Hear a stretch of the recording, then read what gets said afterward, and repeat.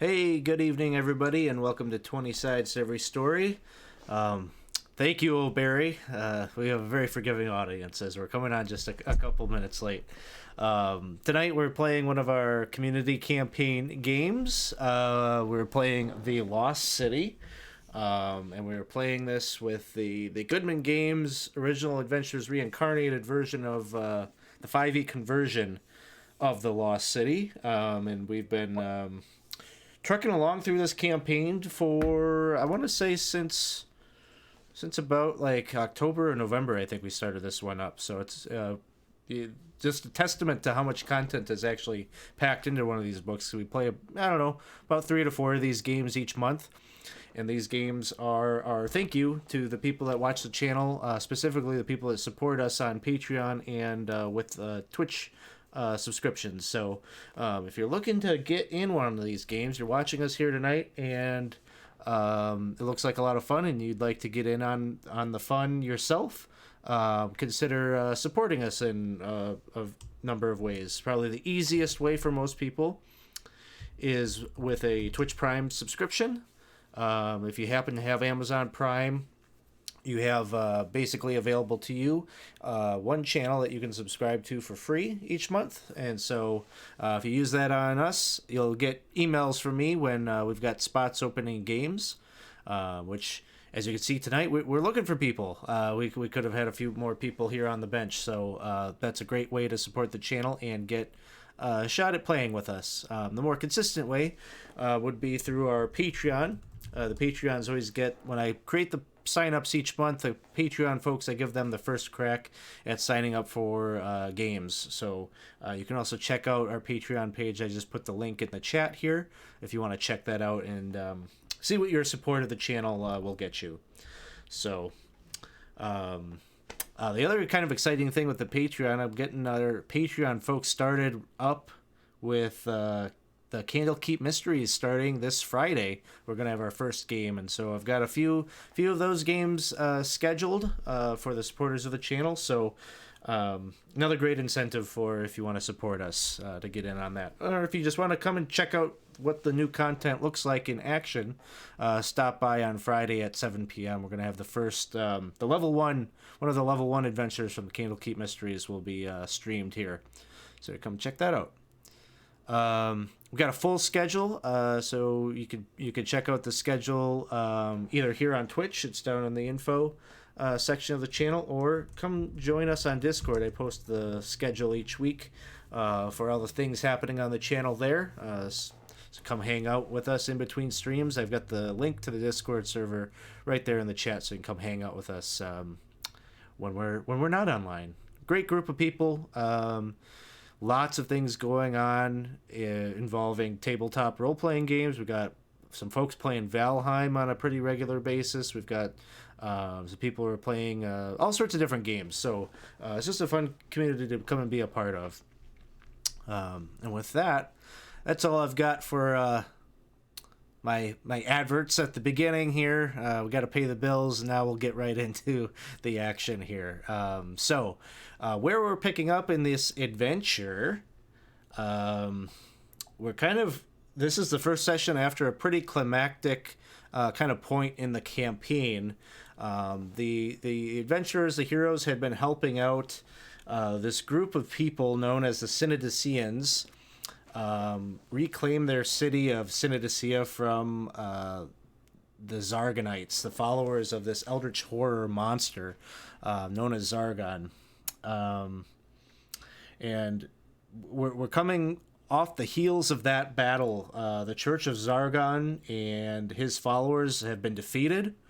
And this happened over the course of a very long battle that was endured in the streets of this cavernous city.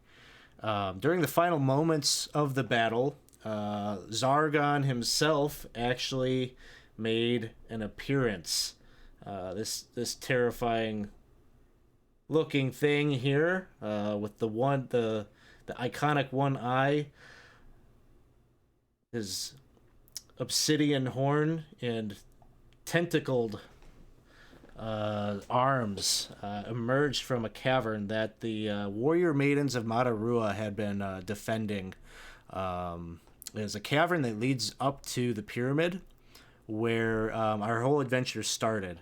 And it had been swarmed by Zargon's followers and hobgoblins, and so the warrior maidens of Madarua during the battle were trying to use that as a strategic choke point to deal with any reinforcements that Zargon would send down his way. And then in those final moments of the battle, Zargon made himself known. And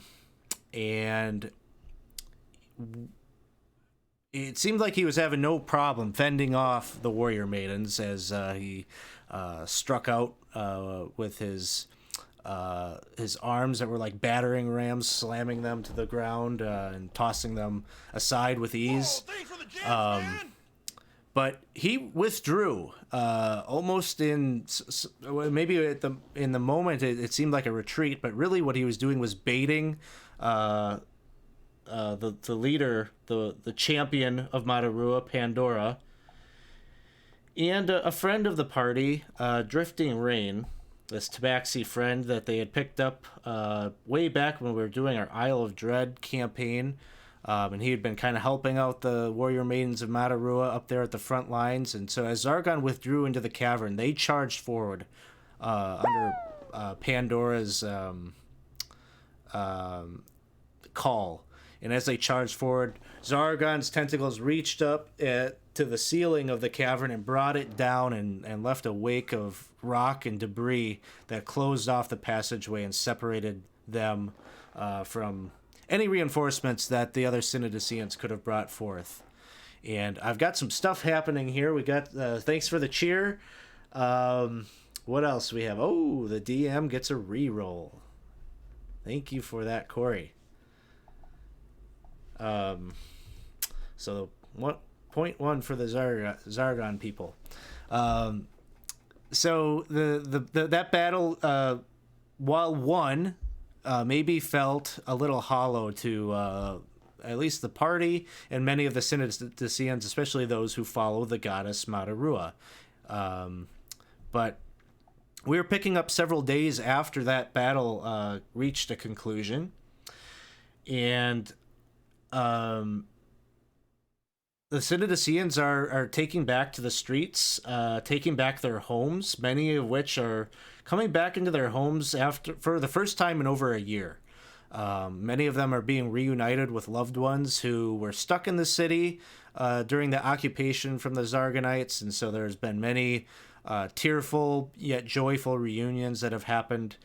And there's sort of a power vacuum a little bit. The Magi of Usamagaris have not yet named a new head Magi after Ariga sacrificed his life to the professor experiment there. And Pandora is, of course, MIA. We really don't know what is going on with her, whether she's even still alive. And so that power vacuum is being filled currently by Canadius, the leader of the Brotherhood of Gorm. And he's been very busy tending to matters of securing the city and trying to reestablish order and trying to figure out what comes next. Even though the city has been secured, of course, is a long road ahead to recovery, and we're long ways away from what normal life in Synodicea would look like. This has been the players were doing a little bit of shopping here before we came online, because this has been the first time they were on session 14, I think, and it's the first time that they've had an opportunity to buy anything. So they've been doing a little bit of shopping. But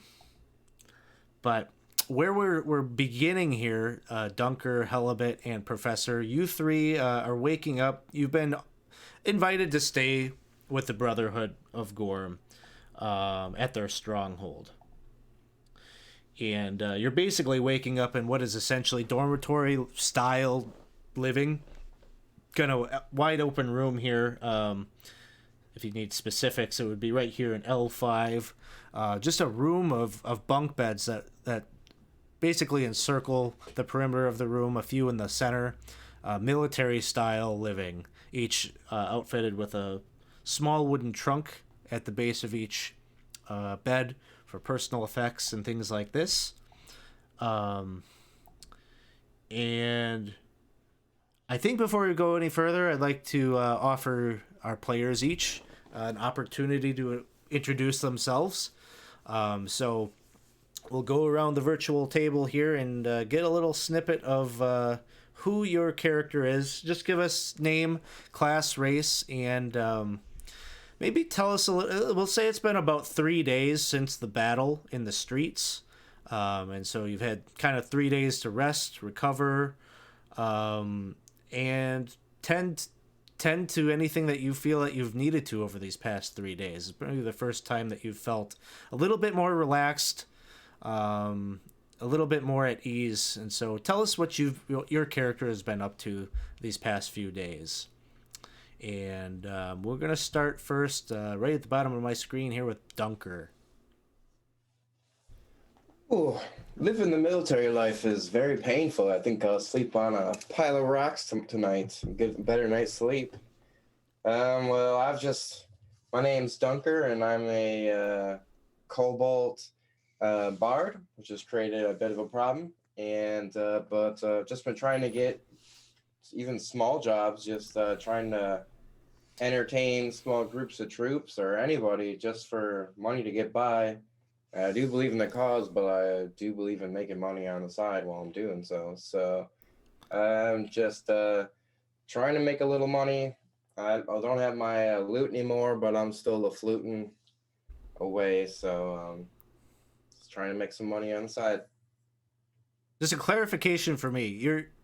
You're Hobgoblin, right? I'm a Hobgoblin. What did I say it was?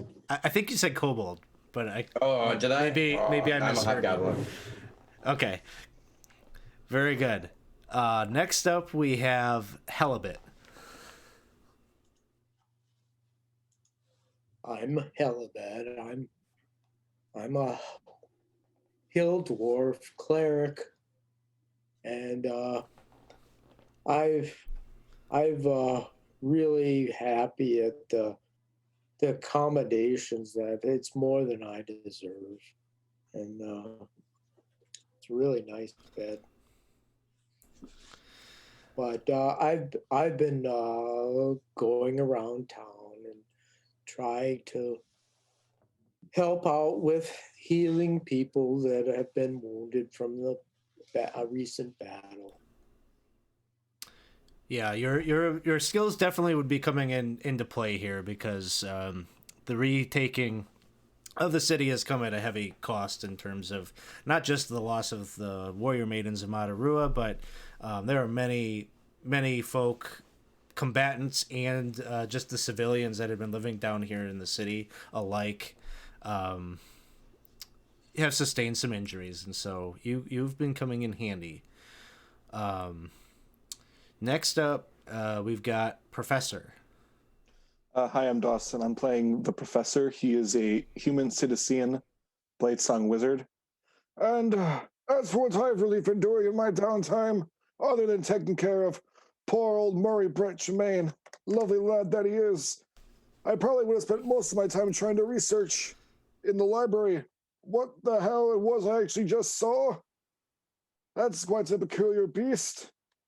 And then when I'm not there, I'm probably going back to my original home that I've never been to in over a year.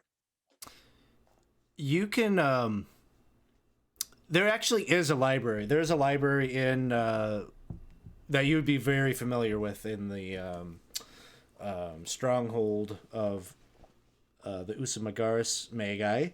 Why don't you give me like an investigation check, I suppose. Investigation.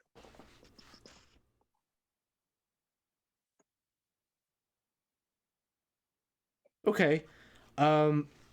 So obviously, like, details on Zargon are, I wouldn't say scant. I think there's a lot of conjecture about him, but it's exactly that. It's kind of hard to sift through what is truth and what is kind of, just bunk and rumors and superstition that has been just piling up over centuries.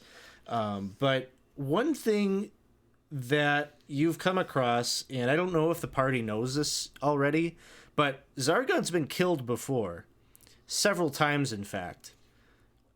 But that's where he's got this moniker, Zargon the Returner. And he even after all these numerous tales of adventurers, and actually it's been oftentimes outsiders or foreigners have always had something to do with it. So you're not the first adventuring party from Topside, even those of you that are from Topside, I guess in this case just Element, but yeah, so there's lots of stories of adventurers having come down here to defeat Zargon, but he always comes back in time. Sometimes it's a decade later, sometimes it's a century later, but inevitably he makes his reappearance, and no one has figured out how to permanently take him down.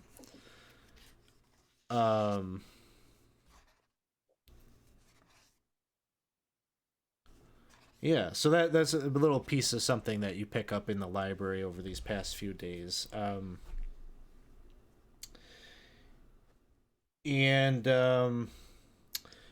you're all waking up this morning here in the stronghold of Gorm, you're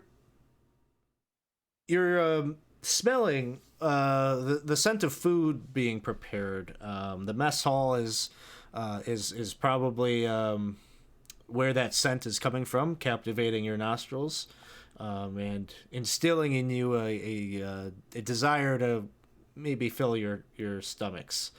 And as you're waking up, you might be having some small conversation with one another or whatnot, but inevitably you notice that there's a small table in the room, and there's a sealed envelope that is resting there. And sealing it, its contents is a blue wax seal that seems to have a lightning bolt kind of imprinted upon it.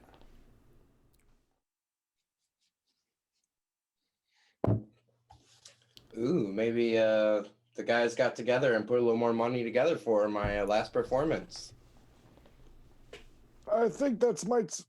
You know what? Sure. Let's hope it's that. That might be a very good thing for you. All right. Anybody know what that symbol is? Sealing me. If it looks like, to me, it looks something like the Brotherhood of Gorm symbol. Oh yeah. Well, I believe I think I entertained them at one point. It's been entertaining with alcohol is really just slows down the memory process. So, but it increases the charisma. So it's just it really helps my performance. But why don't you open this envelope? I don't really think it's funny. Is it for all of us? I guess there's only one true way to find out now, is there? Go ahead, Professor. Shaky little hands. You read the best. Hold on, I gotta make our glasses.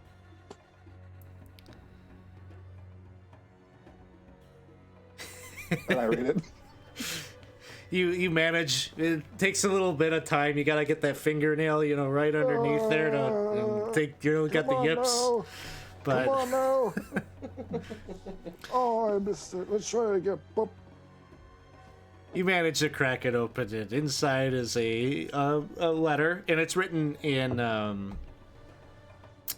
common, and it says, "Friends, I know not what your plans are, whether you wish to return home as was your original desire, or if you plan to stay with Synodicea for a bit more time. Whatever you choose, please know that whatever you ask for in terms of food, water, and supplies to take you back across the desert shall be delivered unto you. You have earned it. The reclamation of the city would not have been possible if not for your valiant efforts. If you plan to stay, I hope that you would meet with me on the wall of the stronghold after you've had something to eat. I have an opportunity that I wish to present to you. one which all the Brotherhood will be envious of, but one that I think is appropriate to lay at your feet. I eagerly await our conversation. Signed by Canadius, Grand Master of the Brotherhood of Gorm. I'll give it to that man. Even though he may not be the most bravest on the battlefield and not going head on an attack, he sure knows how to write. Well, I have no plans to leave just yet. I suppose we should get something to eat. That sounds like a very excellent idea. So the three of you make your way out of the room and to the mess hall. And while there is like a decent amount of food that has been prepared, it's kind of served up kind of buffet style. It's kind of laid out. There are rolls. There are, the cuisine of the Synodicians is very fungal based. There's quite a few different mushrooms and like a mushroom, almost like a hot soup kind of dish that has been prepared. A number of these things that are a little bit just kind of foreign to you all. To hell of it. I keep saying you all, but we have a strange situation of actually predominantly Dunker and Professor. This would be normal to you because this is the kind of thing that you're used to. But after kind of indulging, there aren't too many people here. And after indulging, you make your way outside the... so this is a kind of a courtyard area here. And once you get outside, you can hear the sounds of... you can't really see, but you get the sense that there are people on the other side of the wall. Almost as if there's a crowd of people anxiously awaiting some news or something like that. Up on the wall, you can see the back of what has to be Canadius, just based on the plume of his helmet, that masked helmet that he wears. And there's a number of Synodician Brotherhood of Gorm on the wall, and their attention is directed outward, out where the crowd is likely. And you can see Canadius turns around and sees you, and he motions for you to meet with him up on the wall.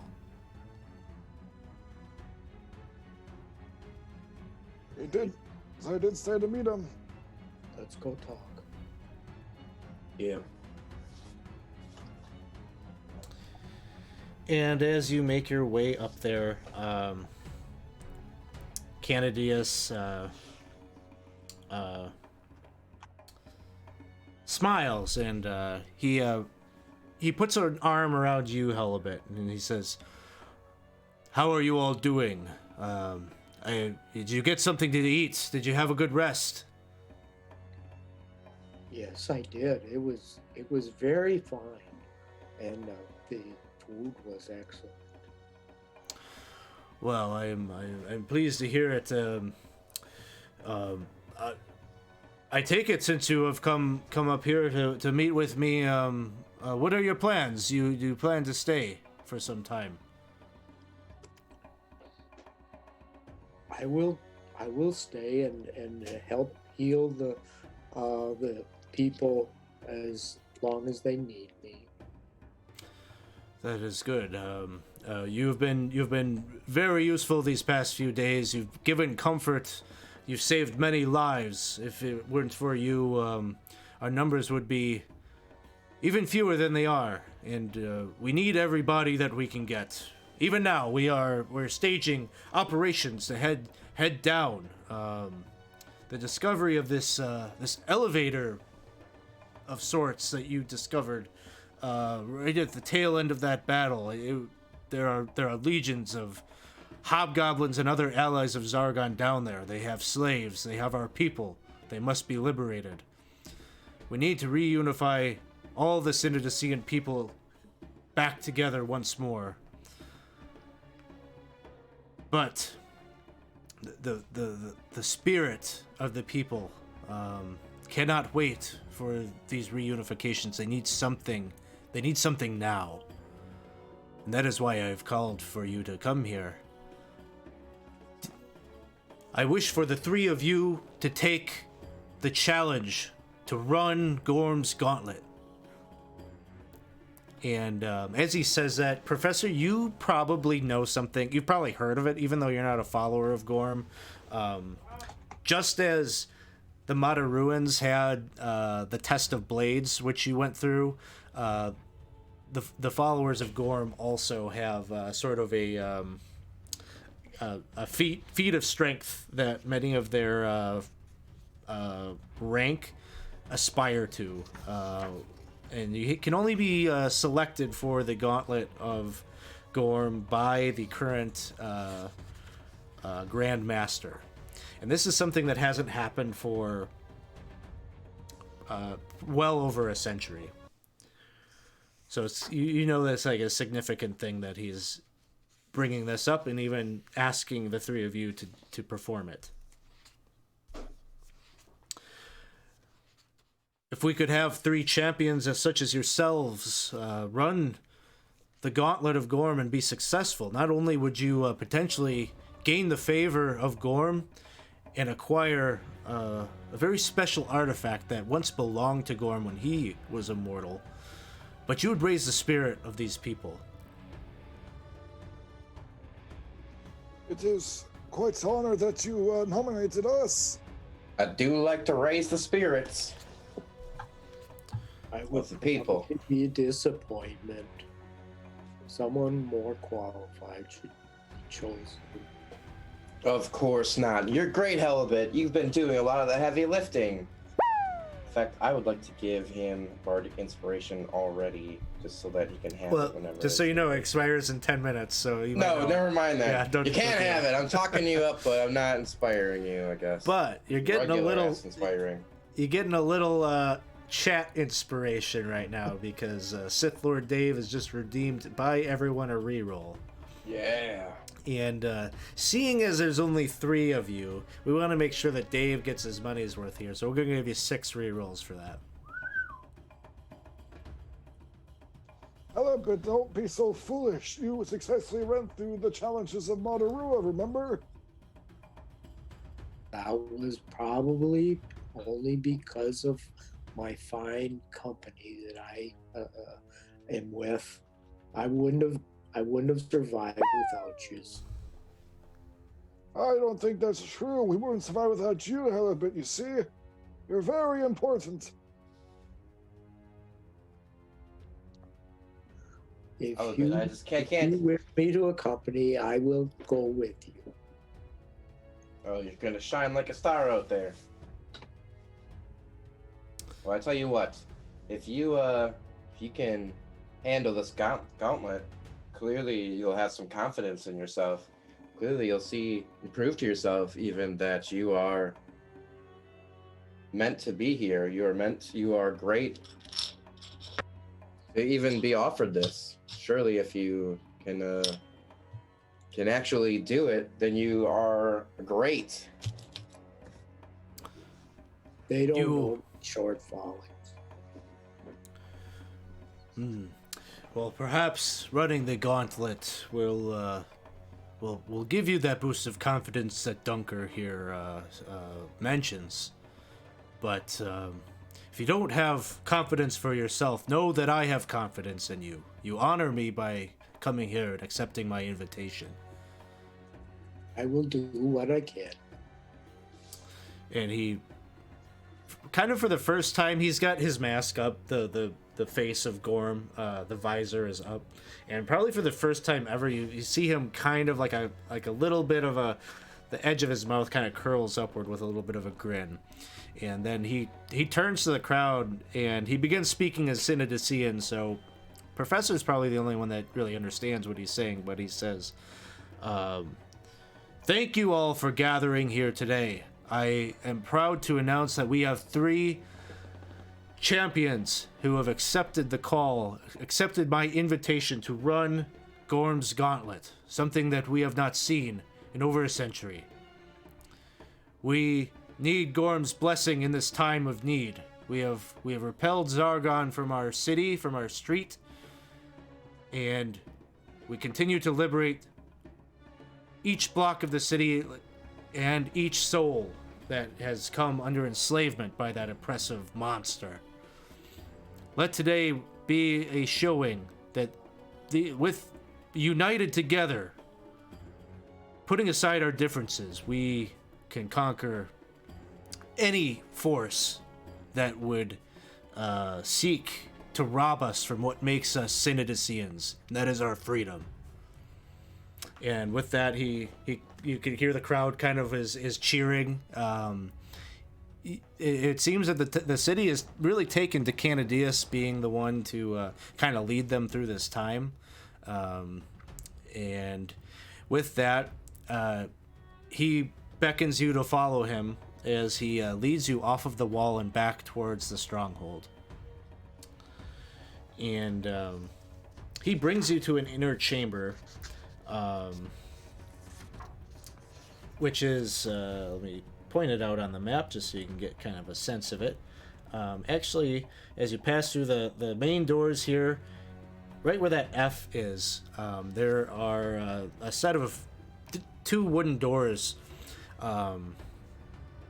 Actually, there's stone doors. Two stone doors that are opened up for you. You can tell there's like you've seen these two doors before as you pass through here, and they have typically been chained up. But now the chains have been freed and the doors have been opened up, and you can see a staircase that descends downward. And Canadius gestures towards this opening in the floor, and he says, "Down beneath the stronghold, there you will find the stronghold of Gorm. You're going to be tested in many ways. This was designed by Gorm when he was yet a mortal. There are magics in place. You can expect fights with some of the iconic foes that Gorm had to deal with during his time as a mortal, of course preserved eternally down there for when champions like yourself step forward. Your might and resolve will be tested, and perhaps even your wits. Take all the time you need, and I look forward to you rising up from these stairs, victorious, holding high Gorm's prized belt." Is that the item that we seek? When you have the belt in hand, you will know that you have succeeded in earning Gorm's favor.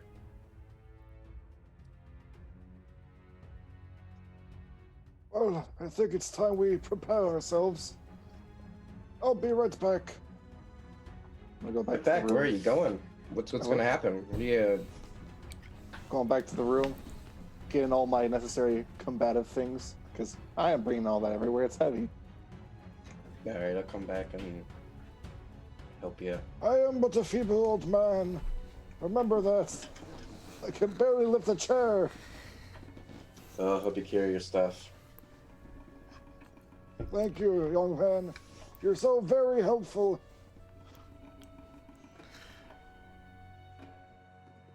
Albert will just stand here and wait for you to return.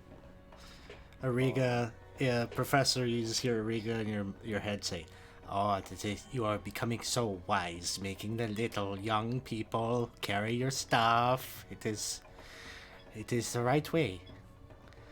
I know, but I was too scared to tell him that's just my backpack. I don't really need that with me. Oh, that's okay. He got a strong back. It does. The perks of youth. Oh, I miss it so. Yes, that's what the youth are for. We put our time in. You just take it easy, and you pull out all the stops when you need to. We need to make it to Zargon's front stoop. That is indeed the end goal. Sheath the sword, and I go. All right. So you begin to descend down the stairs into Gorm's Gauntlet. Just so we're not going to do minis and things like that. If we get into a combat situation, we'll just do theater of the mind, just to kind of help with the flow here, and I think we'll be able to manage okay. And so I'm going to share with you here the map as you are descending downward. We've got our little D20 comet to kind of represent where you are at. And as you're descending down into these stairs, you're kind of surprised. There is like sort of like a kind of a dusty kind of smell a little bit, but for the most part the air is rather clean smelling as you're descending down into this first chamber. And as you're looking about, it right on the stone floor at the base of the stairs, etched into the stonework of the floor, is written in Synodician. So, Professor, you're the one that understands this intrinsically. It reads, "The true path leads to the righteous." Looking about the room, you also see the ceilings here are about maybe 15 feet tall. The walls are rather ordinary. It's just kind of the sandstone type material. And to the left and to the right, you can see 2 stone doors.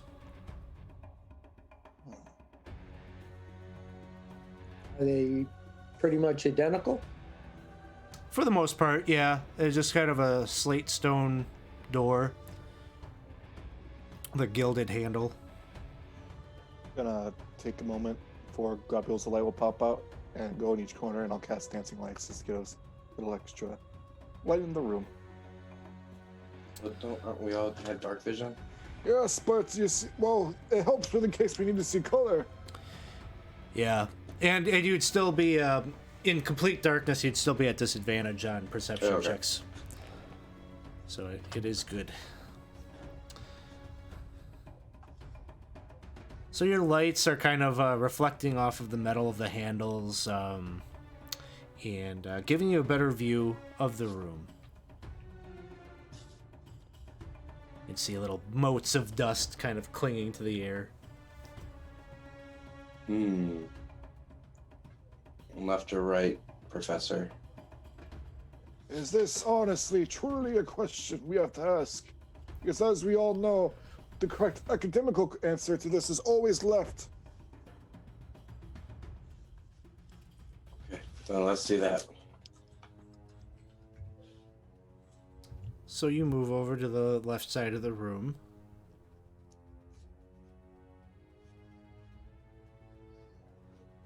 I wonder if that's why I always like to go right, because I always go the wrong way. No, Hella, but no. You see, that is not wrong thinking. For if you turn right 3 times, it then makes a left, making you on the right path. Oh, so we'll end up here again, huh? Well, we're probably going to have to leave this place eventually, so we may end up here again. Okay. So, what would the party like to do? Guess we're going left. Does anybody want to inspect that door? I'm not very good at that. I can have a look, I guess. Gonna Sure. investigate the door, see if it's trapped, anything funky or wonky about it. Give me a perception check. Oh boy, maybe this shouldn't have been me. Could I say I get a really close look on it with like all hands and like my face right up against it to ask for possibly investigation instead? Sure.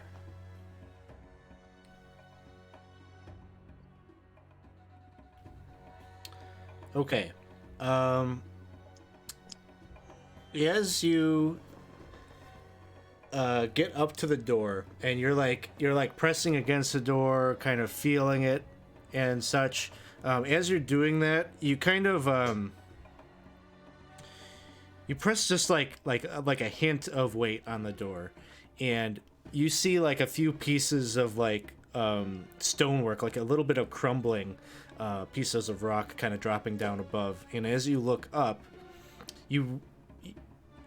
and maybe a little bit more cautiously, maybe you try to press just a little bit of weight on it again, and you can see that right over the framing of this door that looks like it's built into the wall, the stone block, like right above that framing, seems like it's just teetering, like on the framing. And had you failed that check, that would have came crumbling down on top of you. Just gonna take a step back. I don't think this is the right way. I Oh, don't think that stonework oh. is very stable. What was that thing that was on the wall again? The path reveals those to the righteous? Is that what it was said? The true path leads to the righteous. The true path. Go right. I like your thinking there. Righteous to the right. He did say you need to be witty. That's a good one. So, the party, it sounds like, moves to the right side of the room. Yes. Yep. I wonder if this one is trapped too. I can give it a look. Do you want to give it a look, or do you want to do the method that The you tried earlier? method. The method. Okay. Investigation check then. Uh-oh. So as you go over there to kind of press a little bit of weight, it seems like this one maybe you got the yips again a little bit, a little wobbly hands, or maybe it was just like a little bit more fragile on this side. But just the same thing that you had noticed on the other side, as soon as you kind of touch that door, that block comes sliding downward. You can give me a dexterity saving throw to see if you can avoid taking some of this. Oh no. Could I use a reroll? You sure Sure can. can.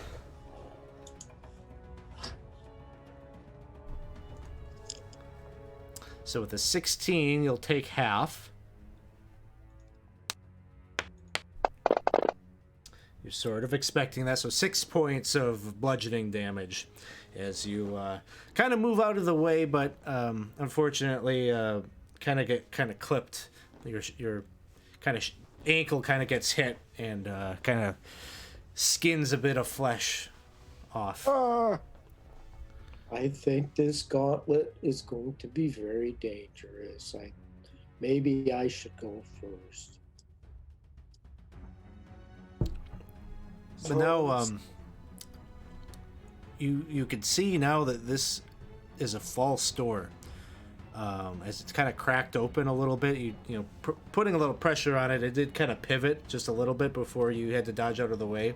But you got enough like eyesight over the block that fell to like look at the door. You can see there's just solid stone on the other side.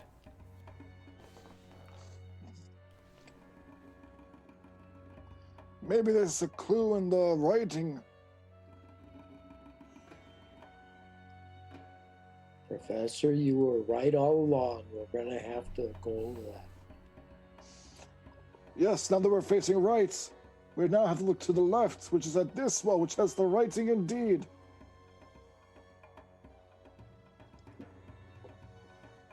Do you think there's something? Would you have Mage Hand? Maybe that can open the door without endangering you. I have Mage Hand. I have this bird.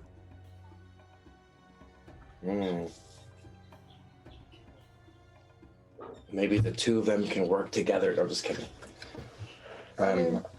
They could.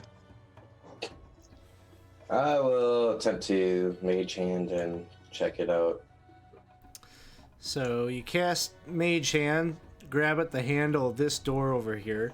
As it, moves the door open, the block, predictably, as Professor had ascertained while over there, the block comes down and comes crashing down.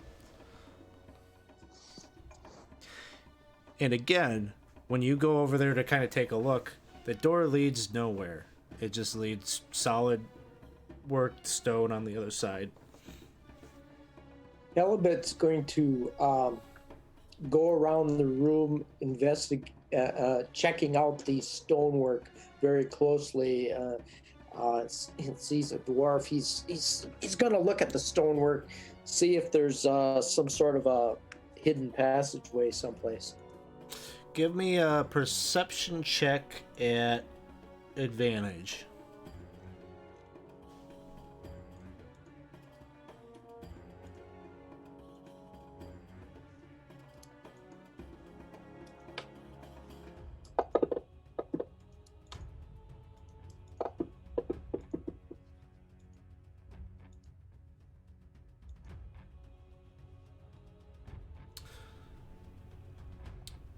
Would you like to reroll?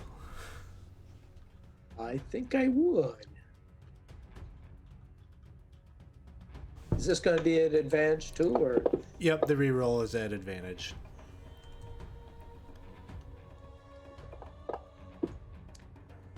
Oh, finally. Okay, there you go. So you notice, as you're going around the perimeter of the room, there is maybe a 5 foot by 5 foot section of stone right here that looks like it's pressed into the wall just like a few inches more than the rest of the stonework.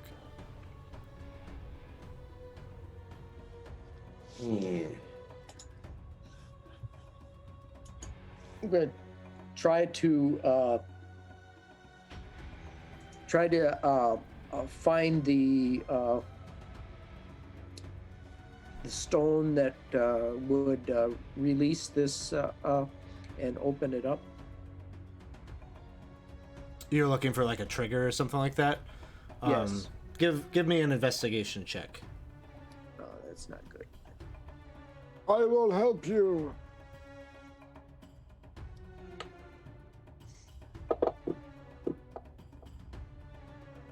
So you got advantage.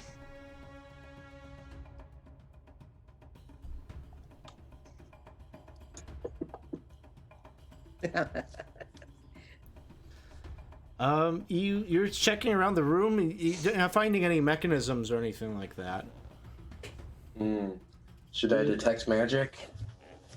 This is a door, but I can't find how to open it.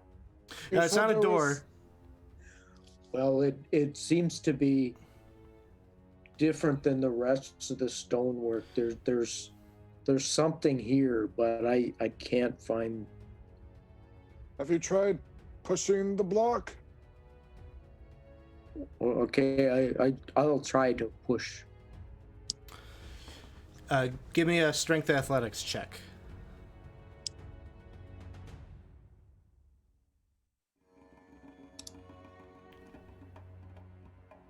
There's a big, 5 foot by 5 foot section of stone.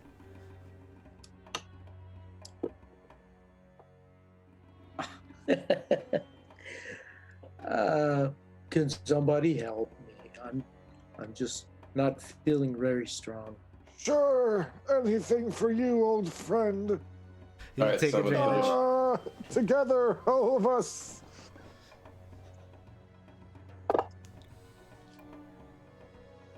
Let's just have each of you do a strength check as you're all three pushing on it. All right. Oh, honey, I used to throw them like I did back in the day. Here we go. Okay. Surprisingly, with the helmet still trying. Professor, it's actually like, with the three of you pushing it, it's putting up some resistance, but Professor, once you place your hands on it, you start pushing forward. It moves forward in a way that you weren't expecting. So it's not like the stonework is grinding on stone, but it sort of glides forward. It's heavy, but it almost seems like it's like maybe like on rollers or something, because it just kind of glides forward. It takes a little, it's kind of like putting something on a dolly, something that's like a big refrigerator or something. It still takes that kind of inertia to get it moving and get it going. But once you get it going, it seems like it's going to keep moving. I think I was pushing the wrong way. Just keep going. We got it. Just a little more. So you push it forward about 10 feet in. You want to keep pushing it? This is really difficult, but sure. Yeah, as long as you keep it moving, it'll keep going. You push it another 10 feet. I'm gonna keep on trying to, since it's wide enough for multiple people to be leaning on. I'm gonna also continue to try to push. Okay. Yeah, you're pushing. It's gliding forward.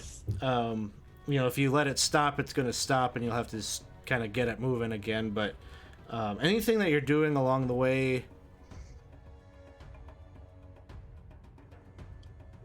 I guess I'm kind of looking for. Because it's on rollers, and that's just kind of strange to me. As we're walking, I'm kind of looking along the wall I'm on. So I kind of see if I can see what kind of mechanical, who is this are happening in order for this to happen. Give me a perception check.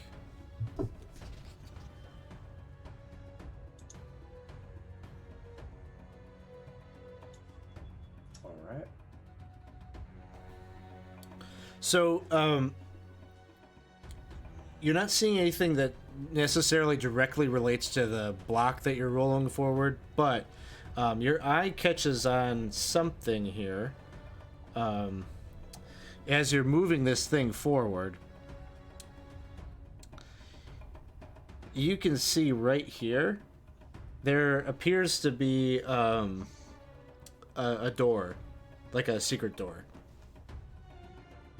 All right. So I'm gonna immediately point this out and kind of feel like we need to walk past it and not stop. And so I'm like, guys, I see a secret door here. Should we just shove this thing to the end and try to go back for this door? Or do you guys have it while you guys have the momentum going and I can kind of just see if I can get this door open here? My back really hurts. You have no idea what this is doing on my fragile bones. Open it. All right, so I open the secret door. Okay. Are the Halibut and Professor, are you ceasing to push the block? I'm taking a break. I'm still pushing. Okay, Halibut keeps pushing. You push it another 10 feet forward. And in the time, it moves relatively slowly, so in the time that you're pushing that forward, Dunker, you go to push on that secret door that you found, and there's no handle or anything, but you see the outline of what appears to be a door, but as you're pressing against it, it doesn't seem like it's giving.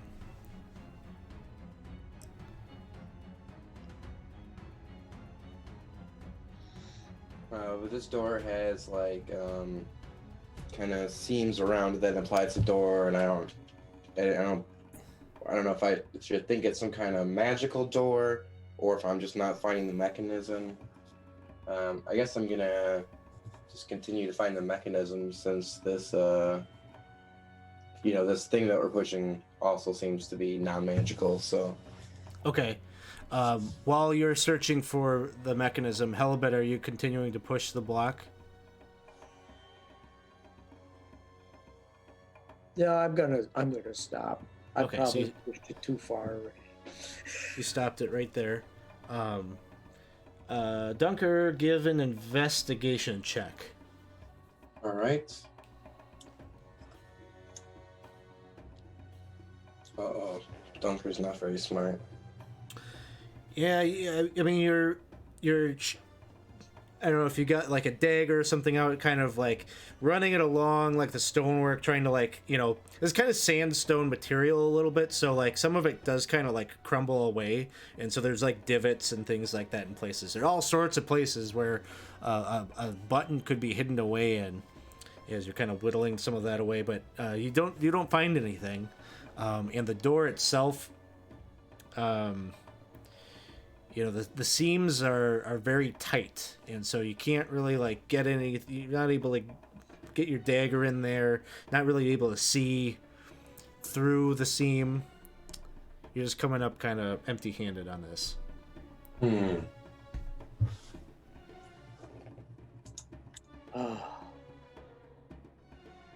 You guys keep working on it. I'll see if I can push this block a little bit further. All right, give me a strength athletics check.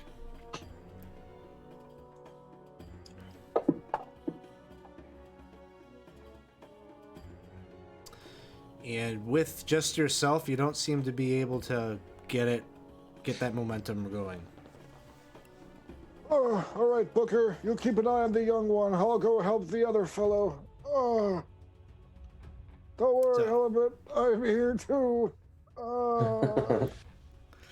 Halibut, go ahead and give a strength athletics check. Oh, there you go. You get it. You I get it think, moving. Professor, with your strength, we can get this going again. You move it forward another 10 feet. You want to keep moving it? Yes. All right. You move it the last little bit there, and the block kind of like drops maybe about like a foot. And Dunker, over by that door, you hear what sounds like metal grinding against stone.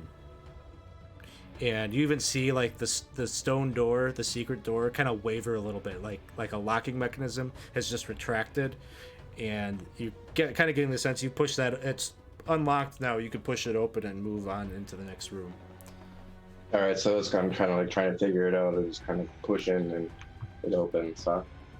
Yeah, it seems like probably that block is just lowered down onto a pressure plate that was the mechanism. It's good. Glad the professor was along to help me out. I would have never gotten it there. It's with the power of teamwork we shall succeed. Oh, my back. Pop. Well, they got a door over here. It opened. Something you guys did helped me over here. So, well, crack it back and get over here. Let's do this. I guess we press onward. Do you need me to carry more of your stuff to reduce the weight? Oh no, you're fine, Sonny. Did a fantastic job. Am I still like holding on your backpack? You can hold on to my bird. No, I don't think I will do that. The bird What lands on an your shoulder. invitation.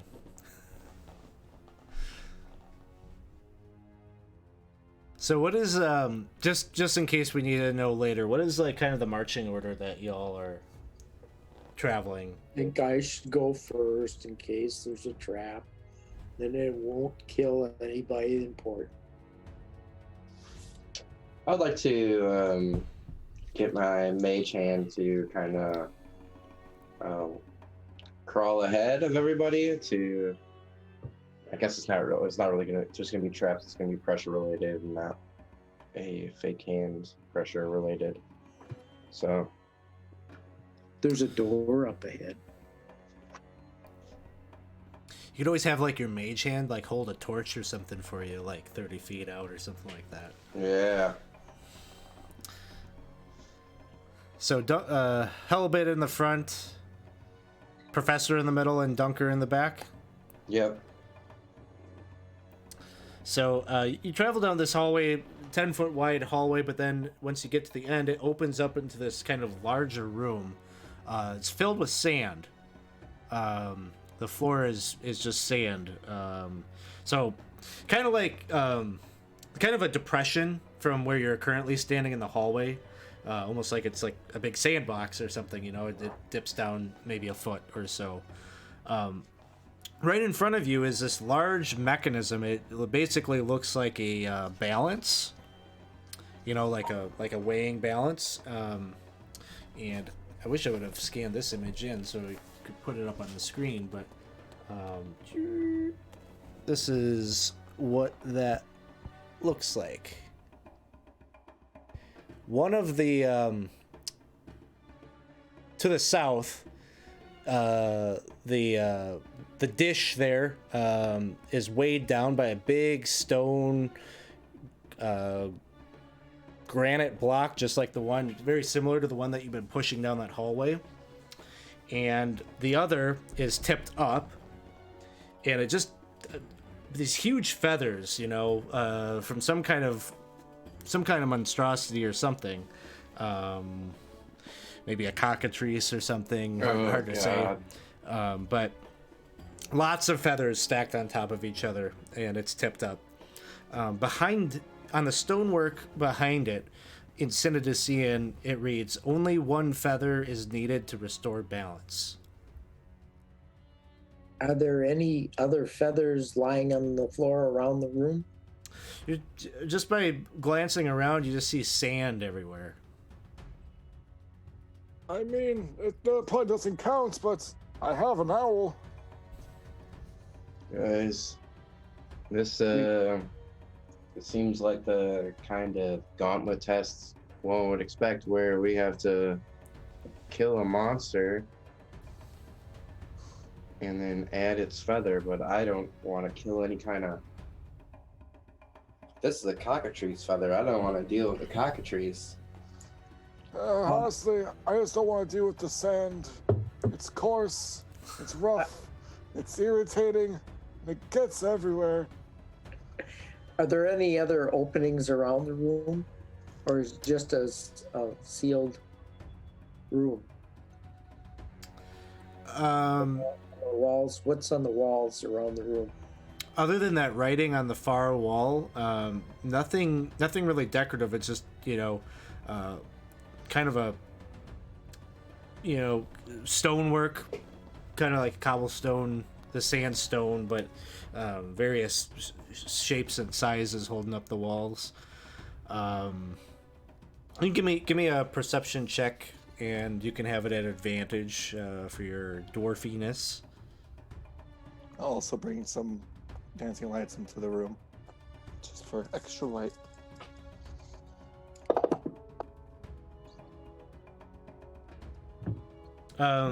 You kind of think that the stonework over on this north wall seems just a little bit more orderly.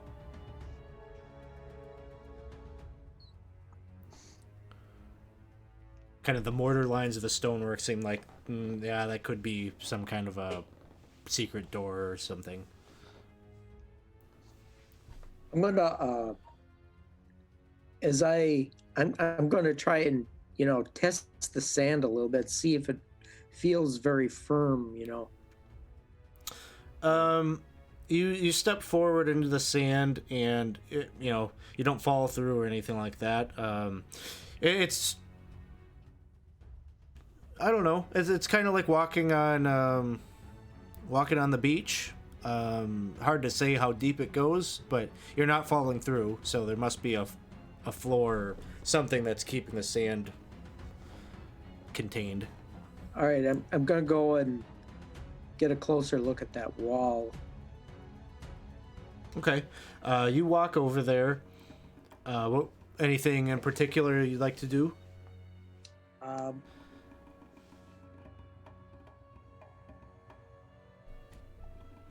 gonna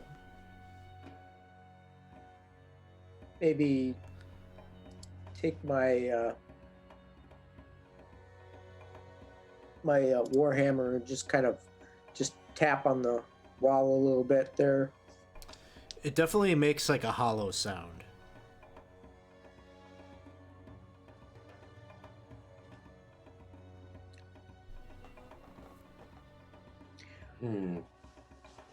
Seems to be something here. I have an idea, but I'm gonna absolutely hate it. What's that? The Professor's just gonna start rolling up his rainbow-colored robes. He's gonna tell Booker, Sebastian, Bashir Jr., the third Esquire, to fly around the room, make laps, and see if he can see anything. And while he's doing that, the Professor's just gonna start building sandcastles, looking for a feather. Sounds good. So give me an investigation check.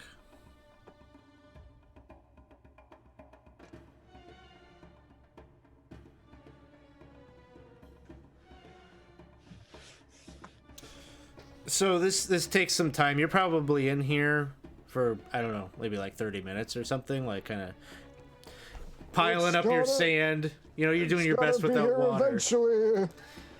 But as you're kind of circling around the room, you do find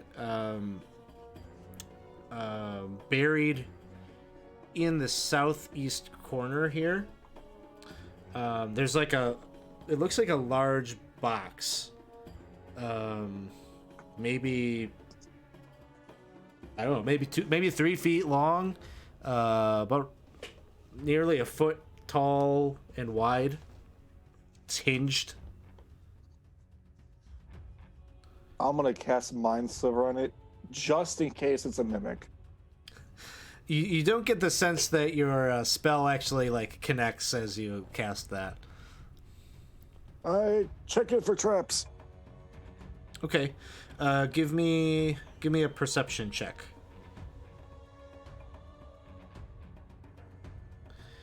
It looks very simple. It has a little latch on it, but it's not locked or anything like that. You're not seeing any mechanisms. Flip it open. And as you flip it open, inside, kind of resting in sort of this like, almost like a nest material of like twigs and such, is this metal iron feather. That is not what I was expecting it to be made out of. I'm going to like. That one looks a little bit heavier. It might help. I mean, it just needs one feather, and it's probably because this feather is enormously heavy, probably. Do you know what this means? There could be an iron cockatrice on the loose. What now? It can restore balance. Whatever that happens after balance is restored. I'm gonna just start nudging with my hand. Is it like giving it all, or is it just like, oh, that's really heavy? It's solid, yeah. Oh no. Oh, let me help you. If you can't carry your backpack, you certainly can't lift this. So I'm just gonna squat. He's much stronger than he looks. I am not. I've just been using leverage to my advantage. Gonna bend with your knees. Bend with your knees. Just, you don't have back problems, so I kind of just show them where I just kind of squat down, and then I'm gonna try to lift it and stand up clean. Yep, it's heavy, but it's not so heavy that you can't lift it up. And what do you do then? I'm gonna start going back to the other room with it. I'm just kidding. I'm gonna set it on the scale. With the feathers? Yep, and I'm going to anticipate some balancing. Some balancing does happen, and it seems that it evens it out, and that portal that you kind of suspected was there on the north side of the room pops open, swings open, and gives you a view into the tunnel here. That's great. I was worried we were gonna have to fight some giant bird. I've rarely seen many birds in my lifetime. I mean, all I have is Booker here. There's not really many birds down here. I don't think a bird would be very happy down here in these tunnels. Well, That's I mean, fair. he loves it. He's fine All with right, it. shall we? Halibut, lead the way with your leadership skills. Stick that chest out, put that chin up. You got this. All right, I go slowly down the hall, looking and making sure I don't see anything suspicious. All right. Is this the kind of thing where Halibut's going forward and scouting, or are you all going together with Halibut? We're going with. Okay. So, you make your way forward into this room. Again, much like the previous rooms, you don't see a natural doorway or anything out. The room itself is wood paneled, and all around the room are depictions in the wood paneling. Are sort of these wooden sculptures. I guess kind of almost like a wooden fresco. I guess kind of built into the woodwork there of warriors, champions of Gorm. They all have kind of that gilded mask, and each of them has well, they like various weapons like swords, spears, and clubs. So that kind of encapsulates the room. But straight in the center, as you're looking ahead, you see a very strange looking creature kind of sniffing about. One that looks like this. And immediately upon Halibut leading the way, its antennae are flaring like mad. Oh no. And it's coming towards you at an alarming rate. And we're going to roll our first initiative of the night. I think it's licking its lips and looking at my armor. Oh no! Not the armor!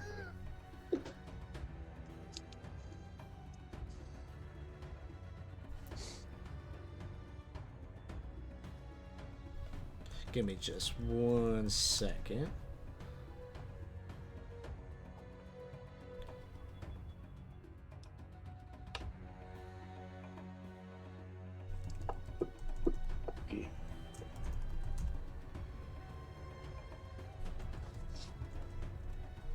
Oh. Yeah.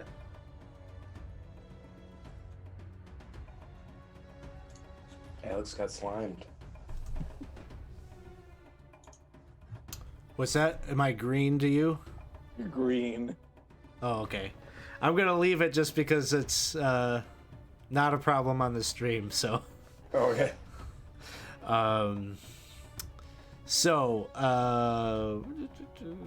We will roll initiative. Well, Hellbit already did. Okay. If you guys just want to roll your initiatives so that Okay. I don't mess this up.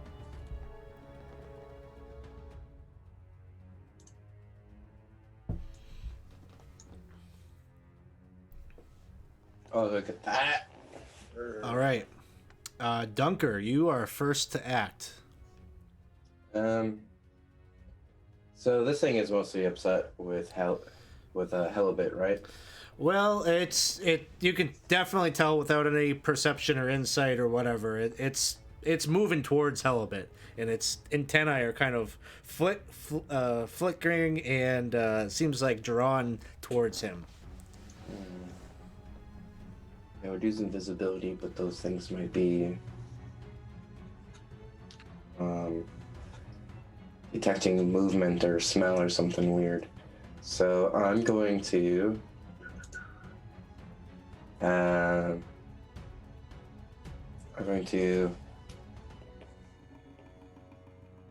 I'm just gonna shoot my longbow at it.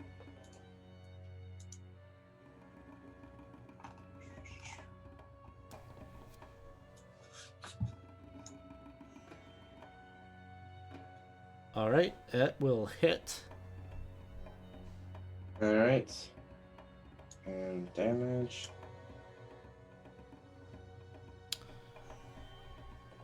All right.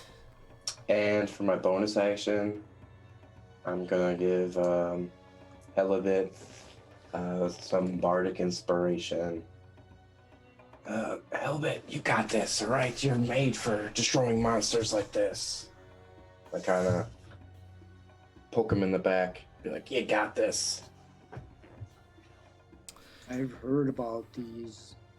They eat metal.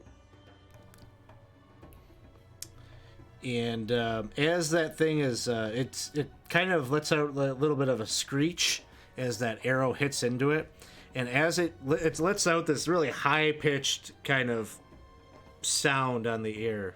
It's a little like nails on a chalkboard, But as that happens, you see two of these figures from the wall kind of peel away and step forward. Both are the only two in the room that were wielding clubs. And if you got the map open, you get a little look at what these guys look like. I'll reveal a side of the map that is currently in shadow, so you can kind of see the wood golem.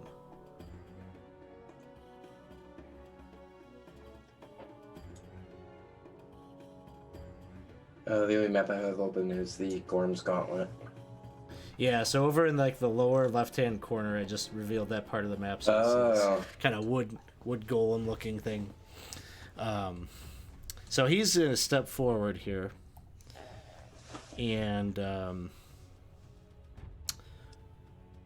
he's going to move.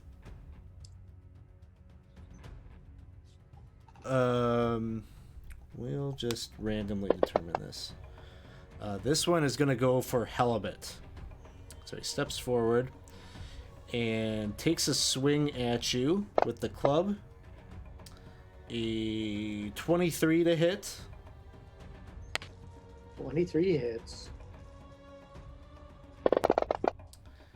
Deals 14 points of damage. And the second swing is an 18. That misses. But I think I got one reroll here, and I'm pretty stoked about hitting halibut. So we're gonna see if we can make that happen a second time. So you cash that in. And my reroll is a 25. Oh. Oh, That one for 16 points. And the second one here we'll randomly determine. This one sees Professor and is going to make its way over to him. Oh no!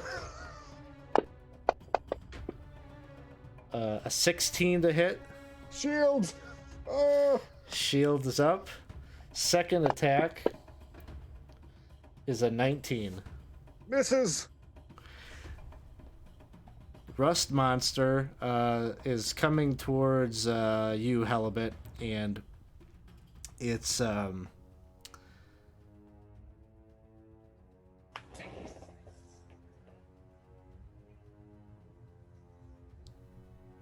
gonna try to bite you. Rolls a nat 1. Rolls a 5. So we got to pull out the fumble table.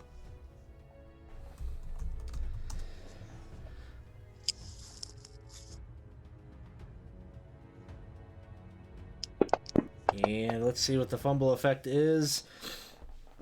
Your allies receive disadvantage on all attacks versus the target until the start of your next turn. So what a fumble that one is. So the Rust Monster kind of goes to bite at you, Halibut, but as it does so, it gets a little too greedy or a little too eager. Its antennae are also trying to like reach up for your armor, and in doing so, it gets just kind of underfoot of the wood golem, who's trying to land a hit on you, but is kind of trying to step around this little creature underfoot, so he'll have disadvantage against you. Halibut, it is your turn. all right. I'm gonna cast Spirit Guardians.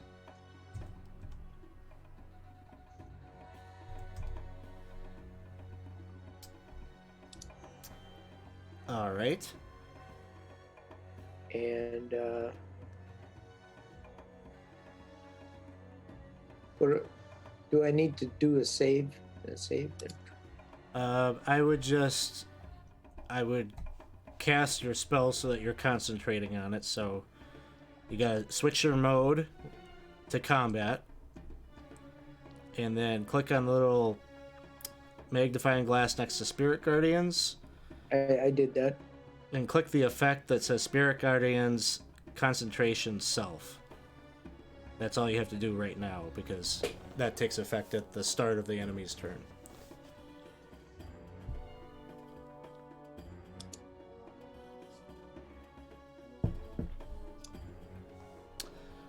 All right.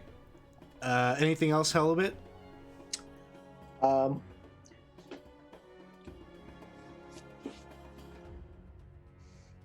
no, I can't cast a bonus spiritual weapon, can I? Not when you cast Spirit Guardians. All right.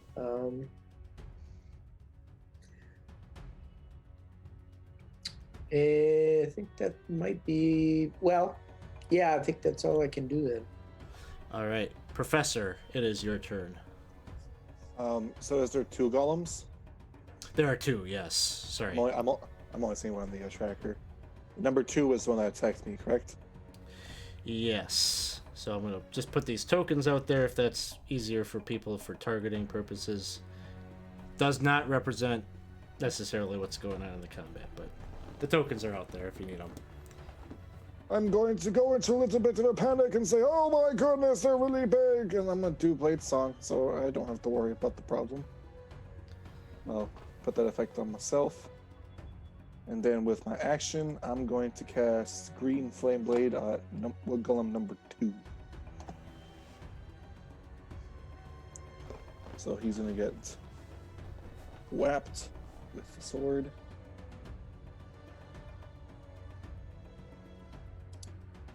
Maybe not. You do have 4 rerolls in the tank. I'm not going to waste it on a Green Flame Blade. That's it. All right.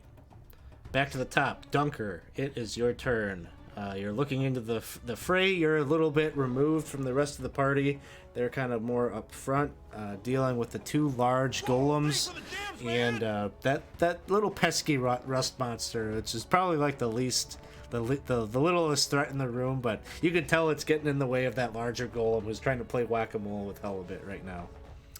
And thank you for the cheer, Mr. Chris Jones. I think you're muted. Sorry, I am muted. So in the picture, these wood golems have like iron bands to hold it all together. Is that true? Not mechanically like in the combat. So These like things, heat magic or heat metal start them on fire. heat metal would, well, you would know, your character would know that probably would not be effective here. Okay. All right, sounds good. It's an ornamental belt Sure. of wood. So I am going to.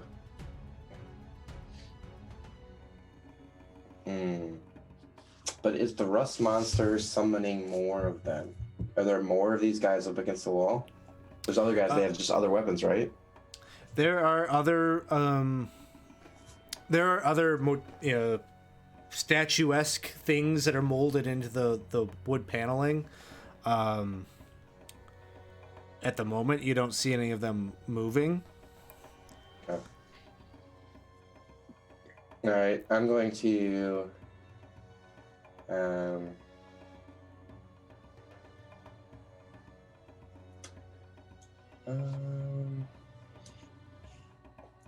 Decisions. I'm going to continue to attack the rust monster because I'm just concerned that it's going to summon or awaken or something. So, going to longbow the rust monster.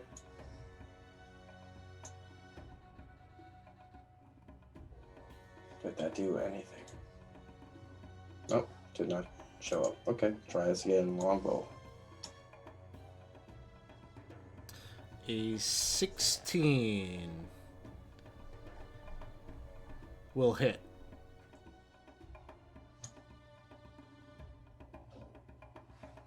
For 5 damage. And then for my bonus action, I would like to do an enthralling performance, which will give my teammates healing and a chance to move.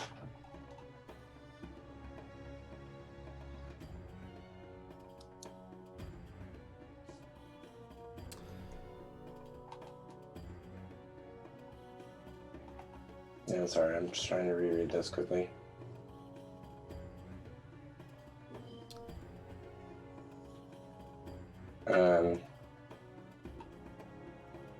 What are your requirements on this, Alex? I don't actually have a song involved. Which thing are you doing? Enthralling performance? Are you sure that's what you're doing? No, it says. Oh no, Yeah, no, no, 'cause- that's not what I want. Your Yeah, Malin I didn't think inspiration? so. Well, what was it? It's Mantle of Oh, Inspiration. is what you're thinking Mantle of. of Inspiration. Thank you. Oh, okay. Yeah, Alright, so first you're time using actually a using these things. bonus action. You're expending one use of your bardic inspiration to grant yourself a wondrous appearance. When you do so, choose a number of creatures you can see and that can see you within 60 feet of you. Up to what's your charisma modifier? A 2. Okay, so 2 creatures. Which is fine. That's my team. My 2 team members. Each of them gains 5 temporary hit points. And they Yeah, can use do their that then. reaction to move up to their speed without provoking opportunity attacks.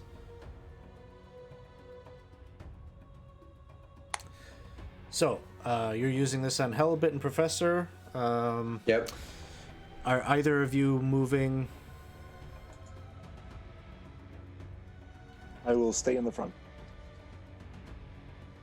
I will try to move so that the wood golem or whatever is in between me and the rust monster. Well, the rust monster is kind of underfoot of the Oh. wood golem right now. Well, Right now, the rust monster is imposing disadvantage on that thing. I think I'll just stay where I am, long as I don't have both of the golems on me. No, one of them is focused on Professor at the moment. Okay. All right. So, little performance by Dunker. You're feeling good. You feel like you've got this. You can accomplish and conquer this task within the Gauntlet. As we turn to the wood golem, that's trying to stay on its feet as it's trying to clobber Helibit. So he's at disadvantage for this round. First roll is an 18. That will miss. Second hit. Second strike.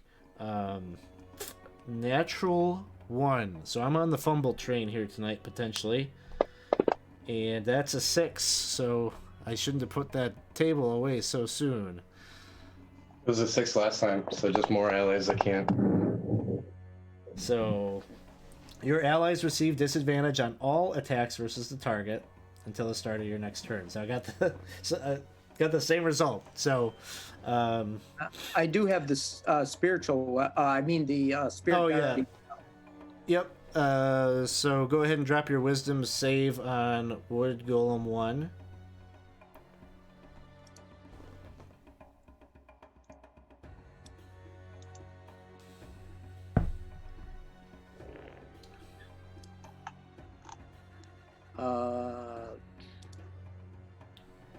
You actually have to drag the. Okay, I don't This- have the. What do I gotta have? Combat tracker. I didn't have that up. I'm sorry.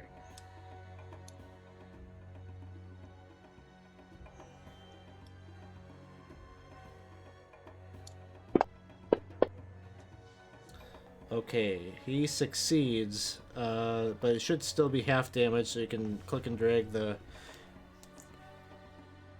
the damage over.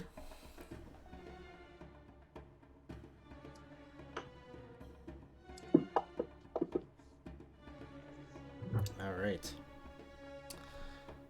So that's at the start of his turn. Yeah, so he's still disadvantage here. And I believe the rust monster would also take. Okay, we're not quite there yet. All right. Next up is the wood golem that is attacking Professor.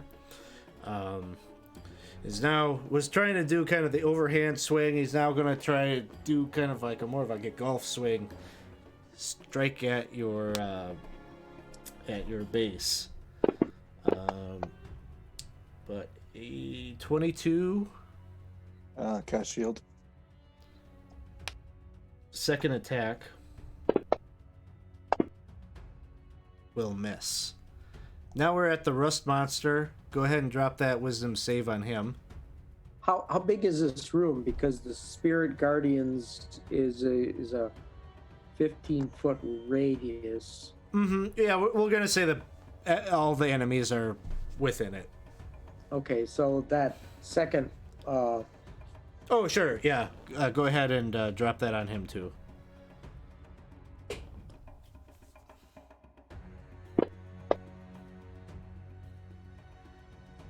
Fails, he'll take the full damage.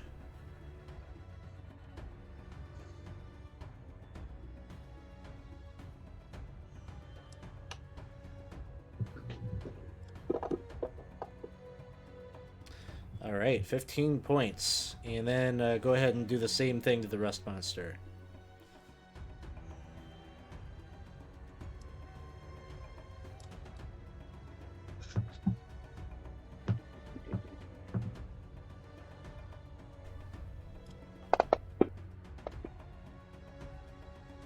Rust monster makes the save, but go ahead and drop some damage on him.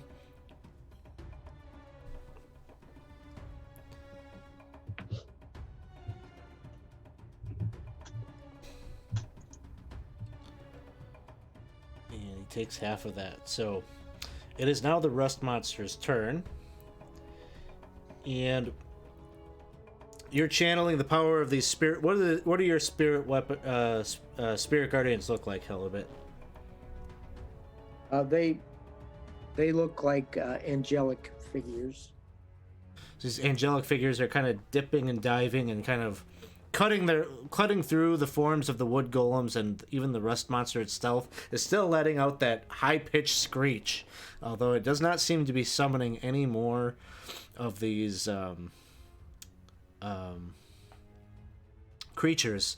The rust monster is in pain, and its antennae are trying to grab hold of the end of your warhammer, Halibut. You're gonna have to do a dex saving throw here. And you rolled a 1.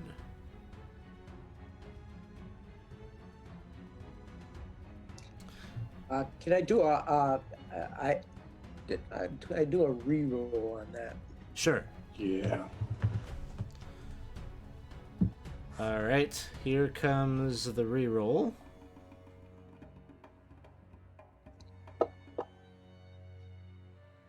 Oh, still was a 3. So,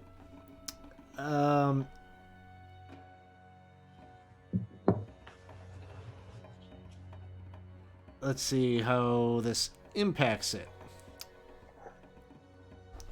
So that weapon takes a permanent -1 penalty to damage rolls. Does that go on automatically? No. I'm just going to put it in the text of the weapon.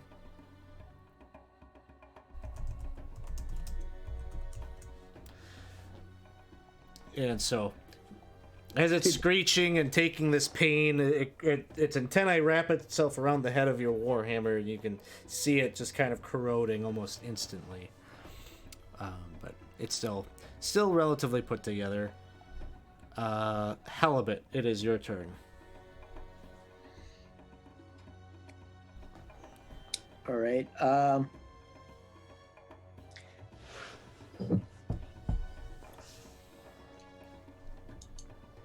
I'm gonna attack it with that warhammer. I suppose I'm not gonna.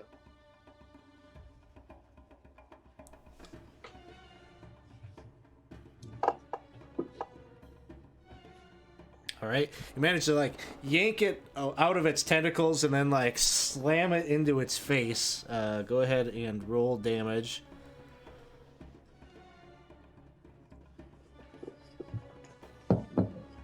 And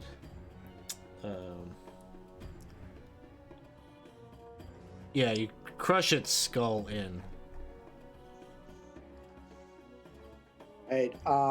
I'd like to do a bonus action and bring the spiritual weapon out as well.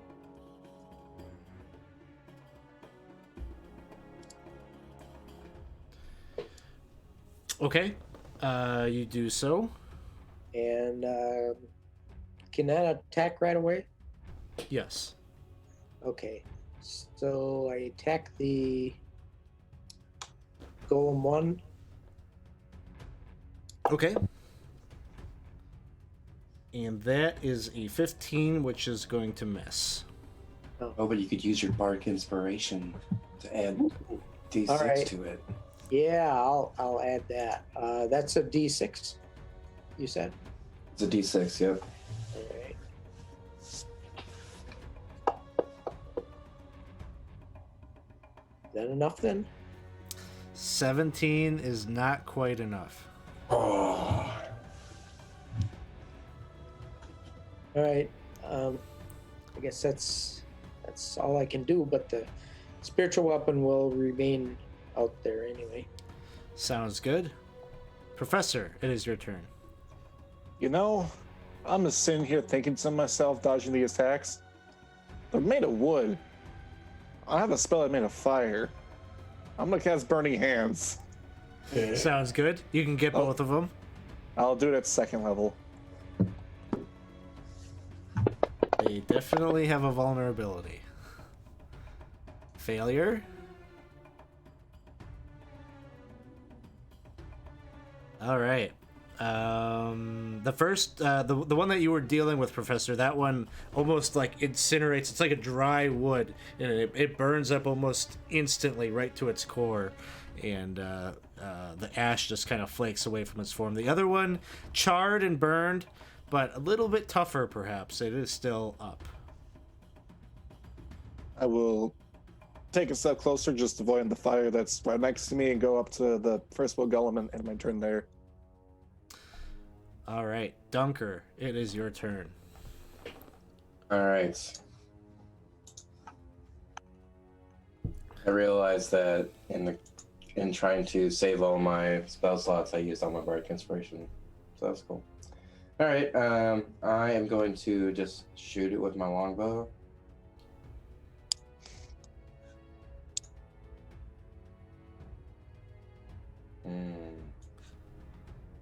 That's no good. Oh, I didn't mean to shoot it with my longbow. I knew better and I did anyways.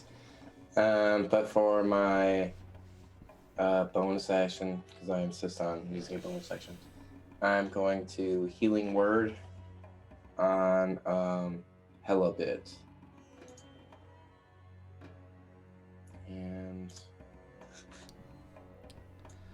All right. he doesn't have a thing here. He's just going to have to take 5 points of healing. I could pull it over onto Helabit.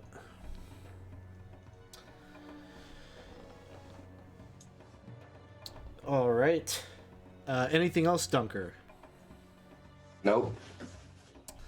All right. It is the Wood Golem's turn. He has a regen ability, but he is denied it because he took fire damage. And Helabit hit him up with the Wisdom save to see if he's going to take damage from the Spirit Guardians.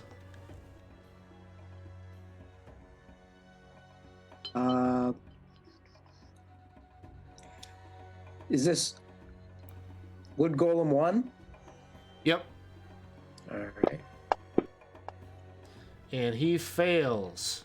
Go ahead and drop your damage on him as you all watch these angels, this charred up thing. It's still kind of like ignited on fire. It's stepping forward to bring its club right down onto Helbet's head, but then the angels come through and they just started hacking and slashing right through its body, and it also just turns to dust. Oh, my guardians came through. And as they fall, you see a door, stone door on the western side of the room crack open and reveal a passageway into the next area of the gauntlet. Ooh. So you said. Yes. Sorry. Continue. Oh, sorry. So before we go, there's other golems, or yeah. So nobody has like a longsword better than my regular ass longsword, right? Are any of them shinier or prettier than my longsword? I mean, if you want, you can borrow my rapier for a second. I'm only here for another 50 seconds about, so I recommend we not dilly-dally. Okay. I don't know what that means, but Do you want the old man back, or do you want me? yeah, you're right. We don't need a rapier. 30 seconds. All right, let's go to the next room.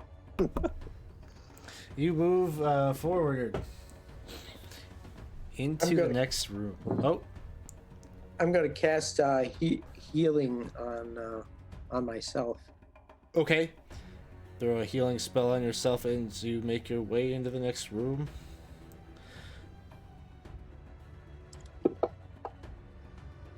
Oh, brother. That's pretty good. That's all right.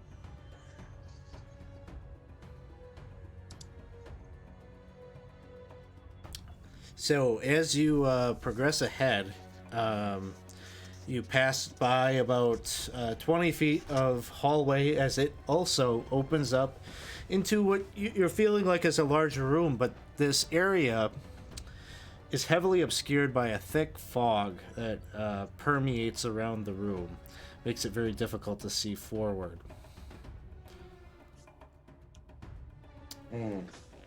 Gonna send my mage hand to just walk forward. You watch the mage hand kind of disappears into the fog as you project it forward. You only have visibility about like 10 feet in front of you before it just is too obscured to get good visibility. Okay. Well, I think my time here is up. See ya. I'm back. What's All the right, problem? Professor. Thank God you're back. We have this fog issue. I don't know if we need magics to just kind of blow it away, or maybe we need to just one of us needs to just crawl on their belly and see how far they can get. Mind lending me your shoulder there, boy, for a second? Yep. He's gonna put his hand on his shoulder. He's gonna bamf the owl on the floor. He's just gonna have the owl just waddle forward. Have the owl make a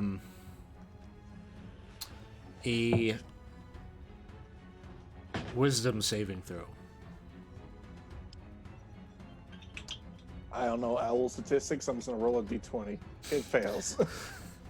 So your owl is like on the ground waddling forward, and then you see the owl he turns around and looks at you, and you swear he gives you a wink and a bird like cock of the head, and the owl just starts like running into the mist. I go into its eyes. You're like you switch into owl mode, and it's just like fog. You get the sense he's like running forward, but then and there's like it was running forward, and like its feet didn't catch ground and then fell downward, and then you just hear like a squishy sound. And then summon the owl. No vision. Shit. Well, that's not good.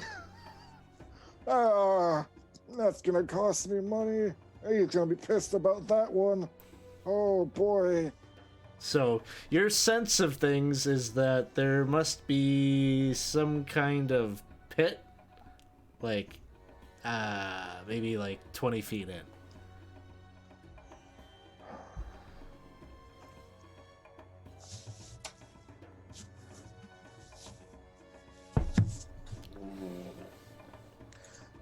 I'm gonna pop up the dancing lights again and just send them into the fog.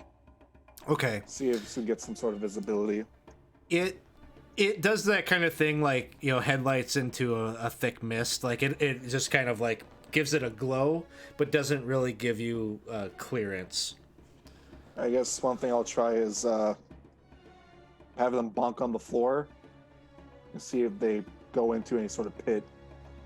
Okay. If I ever see just like them descend. So this works for a bit. Like, you can easily tell that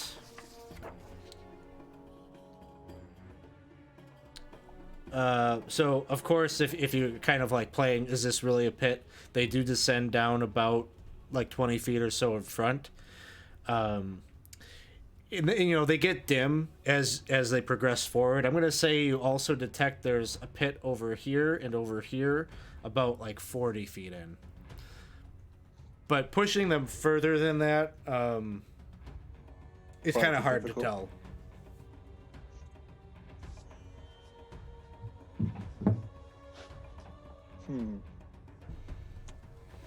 Question for the DM. Would you consider mist to be an object? What's the context for the Identify. purpose for identify? I think not. In the case of that spell, detect magic or something. You know, you might be able to get a hit or some info off that. I have detect magic, but once we learn that it's magic mist, it's going to be the same result, right? Well, I seem to have enchanted my owl to make it fall down a hole.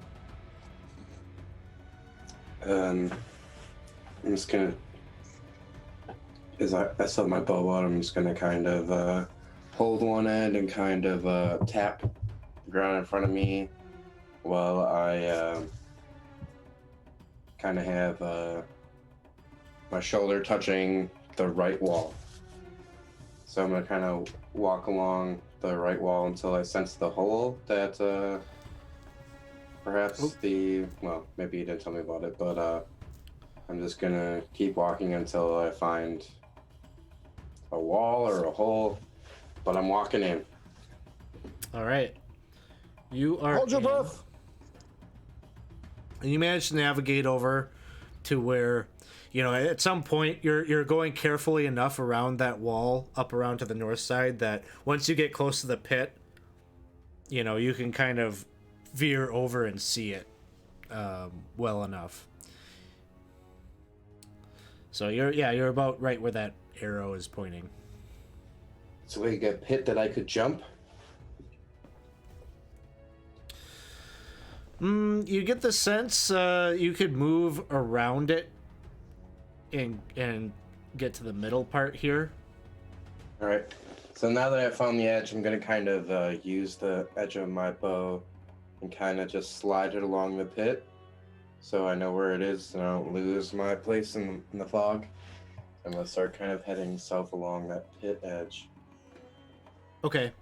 You do so, and kind of right where the L1 here is, there seems to be solid ground there for... You can tell there's a pit, you know, right here too, so you're kind of threading the needle between... It's about 10 feet of clearance, so you're not like doing like a balancing act to get between there, but you know that there's two pits kind of to the north and south, and you're making your way through the middle.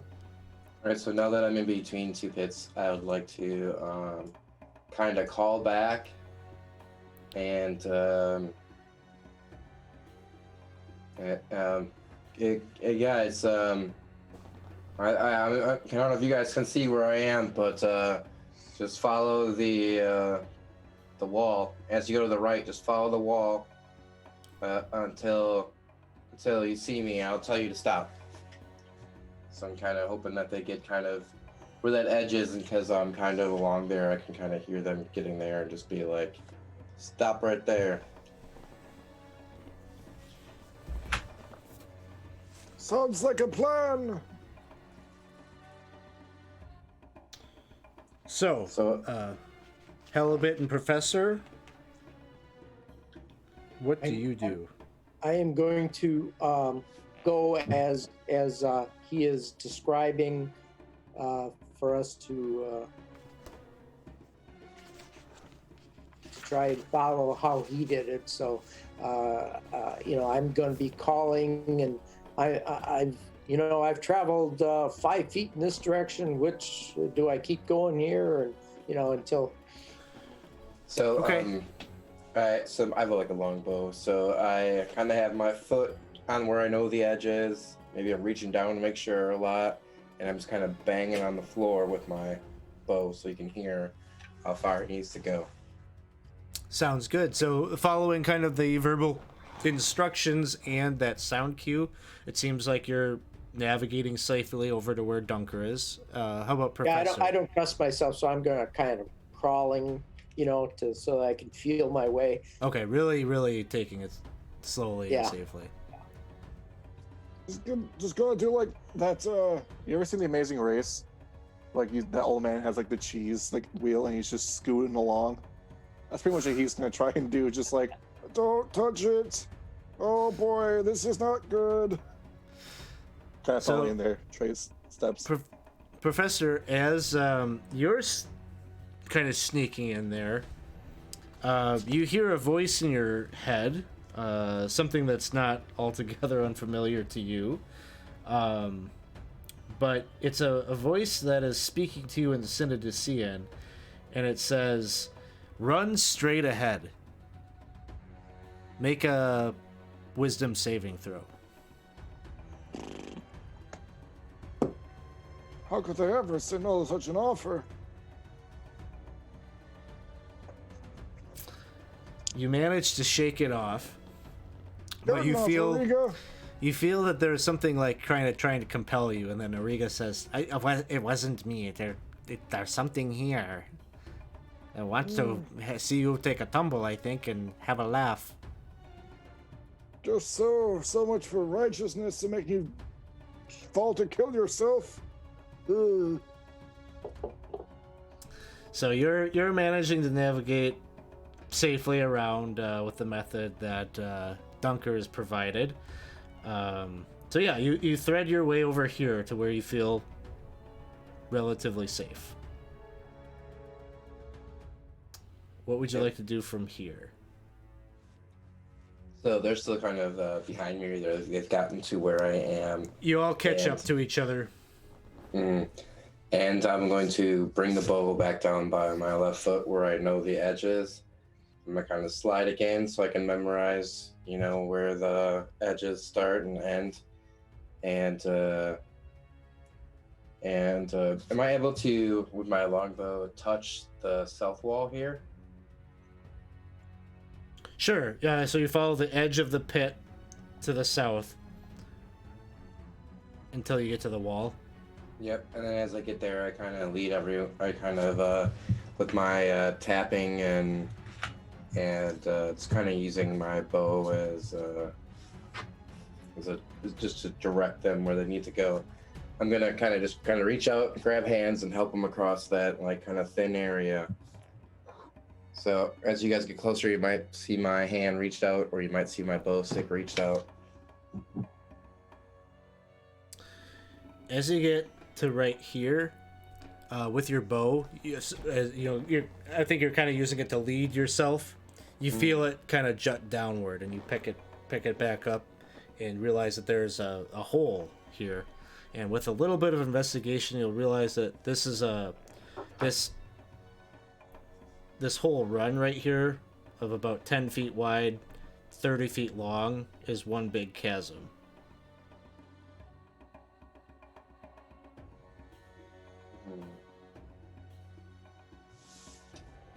But directly north where we are, I can kind of feel that it's still there, but there's still somewhere I can step down. Through the mist, you can see that you squint, you can kind of make out that there's a landing on the other side. All right, so I'm just gonna slowly baby step and use my longbow to kind of like blind man tap to where I can go. And then I'm going to, once I get a footing, turn around and do that same kind of reach out and kind of give people access. I'm like tall, so I don't know how long my legs are compared to everybody else, but I'm trying to just be safe with them.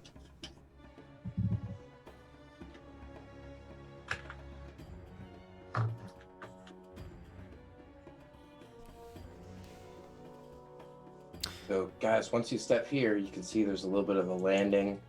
Can't tell if that goes to the end of the building or if we have to jump from there. I guess the term is a leap of faith.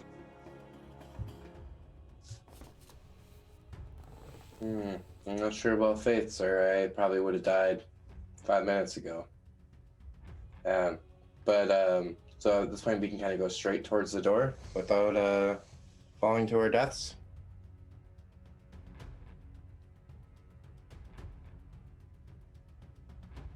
Let's do it. We've gone this far. All right. So who's just kind of holding the bow to my stomach so that it's kind of jutting on the side. If you guys need to hold on or need to use it as like a point of reference, and I'm going to cross this little platform that Alex mentioned. All right. Very concerned to make sure the three of us all get through here. It's a teamwork scenario. So this is a long jump. You run and your feet hit like the very edge of that landing on the other side. Give me an acrobatics check. It's a little wobbly and you need to balance yourself to make sure you can shift your weight forward so that you don't fall backward. Right. Acrobatics, you say. All right. But that doesn't seem very acrobatic. You do have 3 rerolls. All right, we'll do that then. I will use one of them.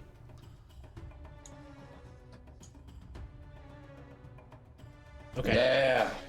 With the reroll, you manage to shift fate, and it was looking pretty scary, but you managed to wrap yourself forward and drop to the stonework underfoot, and you were safely not in the pit.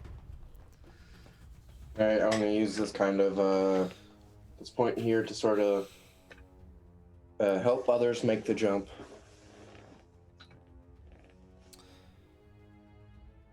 All right, who is up next? Well, I'll try, but get ready to grab my hand because I have little short legs, and I don't know if I can jump very far. Okay, I've got you. So Halibut takes a running jump and like a rabbit just leaps over there, no problem. Oh no. I forgot my long jump. It's only like 7 feet. All right. Oh, You can just get to my hands. We can pull you in. Helbit, you might need to grab me around the waist here, just in case I need to reach out for him. Don't worry, I weigh like 20 pounds. Oh. Step. Oh. So even though you can't by the mechanics of the long jump make it, give me a strength athletics check.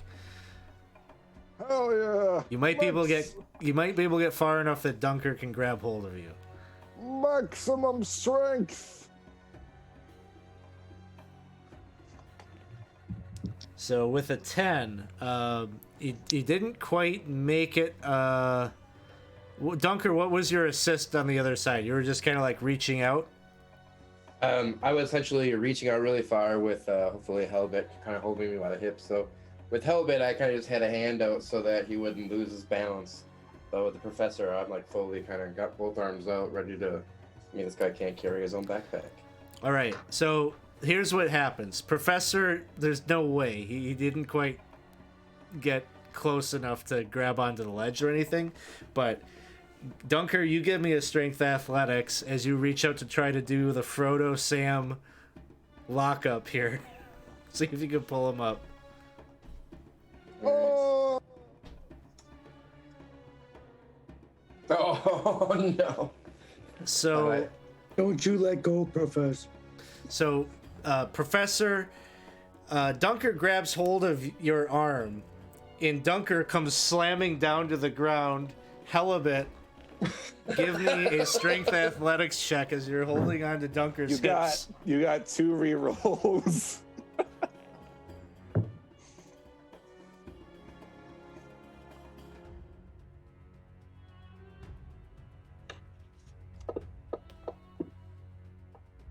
Okay. Yes. So he manages to grab hold of Dunker's hips, and you got kind of this like chain of the three of you. Professor, you don't slam down into the ground. However, as you're kind of hanging there, maybe like, I don't know, 10 feet down with the three of the other two like kind of holding you up, you get the sense that this pit here is like kind of where all of the fog seems to be kind of rising up, and as you're in here it just smells foul, and you can kind of feel as you're like kind of inhaling some of it, like your neck muscles, your throat is just closing up. Please give me a Constitution saving throw.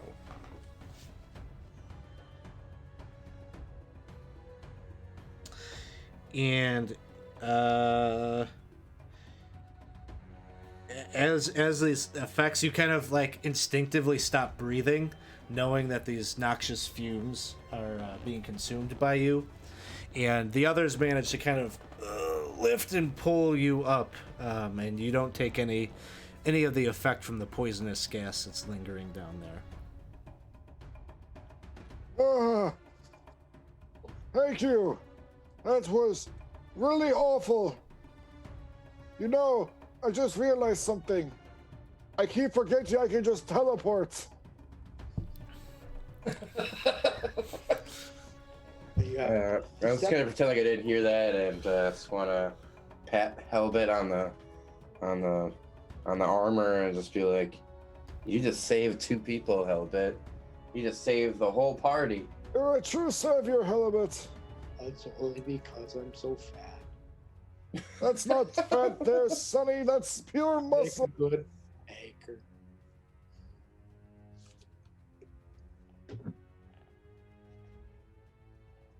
So Oh, you've arrived on the other side, and there is a stone doorway that seems to be the next entranceway into the next challenge of the Gauntlet. do we want to take a second to gain our bearings? Yeah, I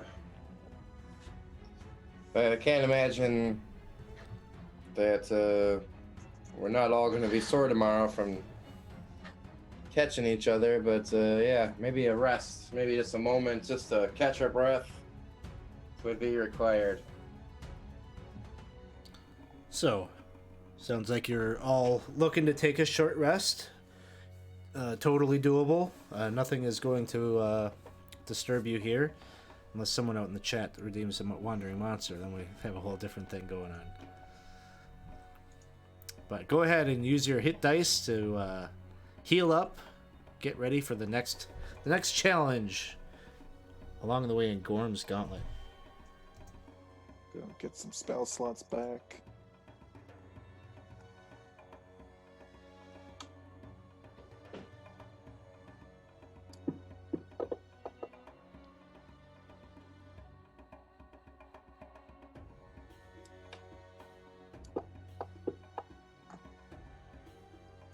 Helibets, your hammer seems to be a little on the rusted side.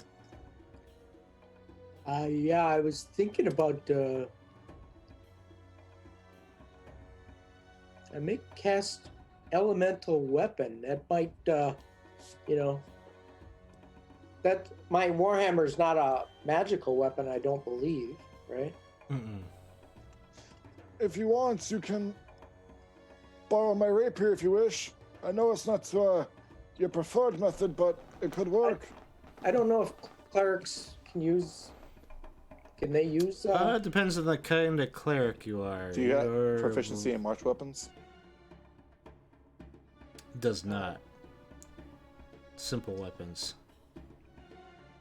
Short swords? Well, if I cast elemental weapon, it'll give me a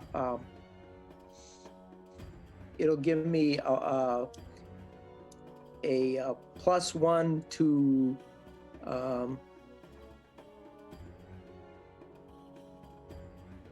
bonus to attack rolls and deals an extra 1d4 damage when it hits. So that'll counteract the rust effect, and that'll last for an hour.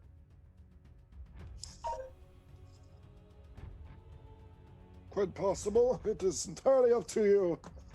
That is within your realm of magical I'll do that. capabilities. I'll do that.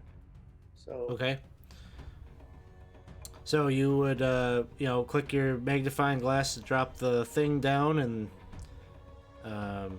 basically put that effect on yourself.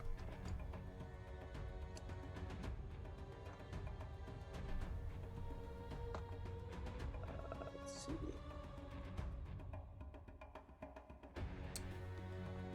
Anything else that the party would like to do during this rest?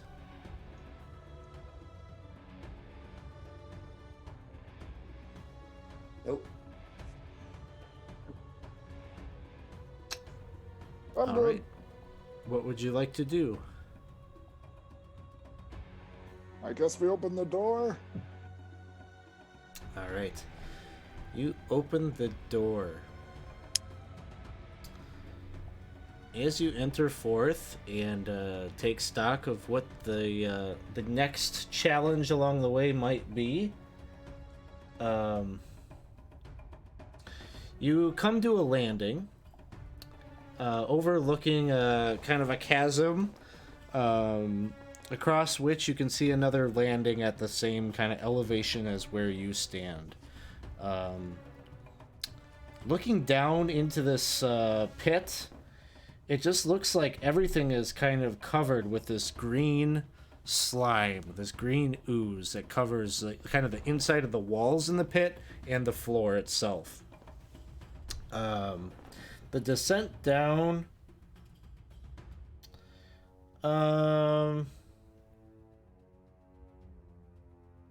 maybe about 20 feet down. Across the way, in between you and that other landing, are 3 ropes that hang down. And on the other side of the landing across the way is a stone door.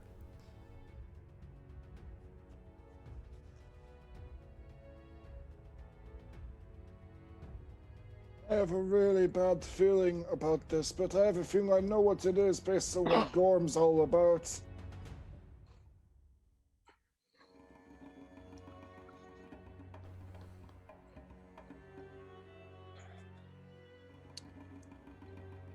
If you want, I can go first.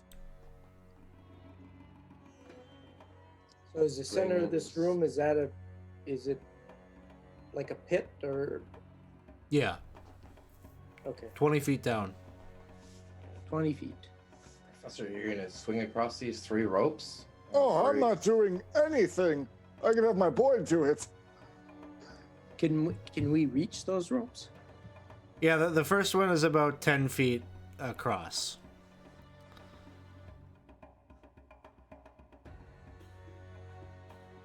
And how So- far is it from end to end? 30 feet? 10, 20, 30, 40, 50, 60. About 60 feet across. Oh, 60 feet. Alright.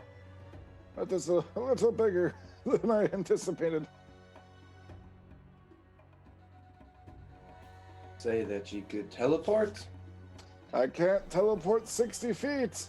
I can get halfway there, I can teleport, but I don't think I'll need it. Hopefully. Now, does the bottom, if we climb down to the bottom, would we be able to walk down there, or is there something down on the bottom that... The inside of the pit, the walls, the floor, covered in a green slime. Looks very reminiscent of that stuff that rained down upon you 3 days ago. It seemed to kind of corrupt and corrode your armor, eat through flesh, stone. All right. I can give it a shot and see if I can get across. All right. All right. I'll try and swing. Okay, Hellbit, you're going to be the first to try to swing across. Yeah, I'll do that. Okay. Anything special about as you're taking your first leap? You just running leap to grab a hold of that first rope? Give me an acrobatics check. Acrobatics. Okay.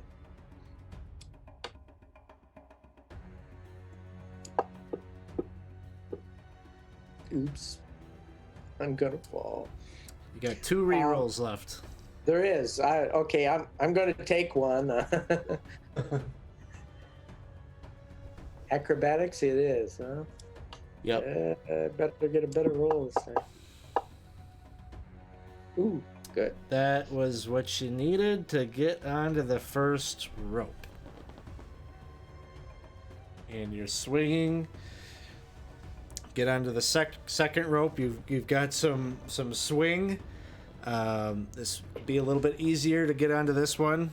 Another acrobatics check if you're just swinging Tarzan style.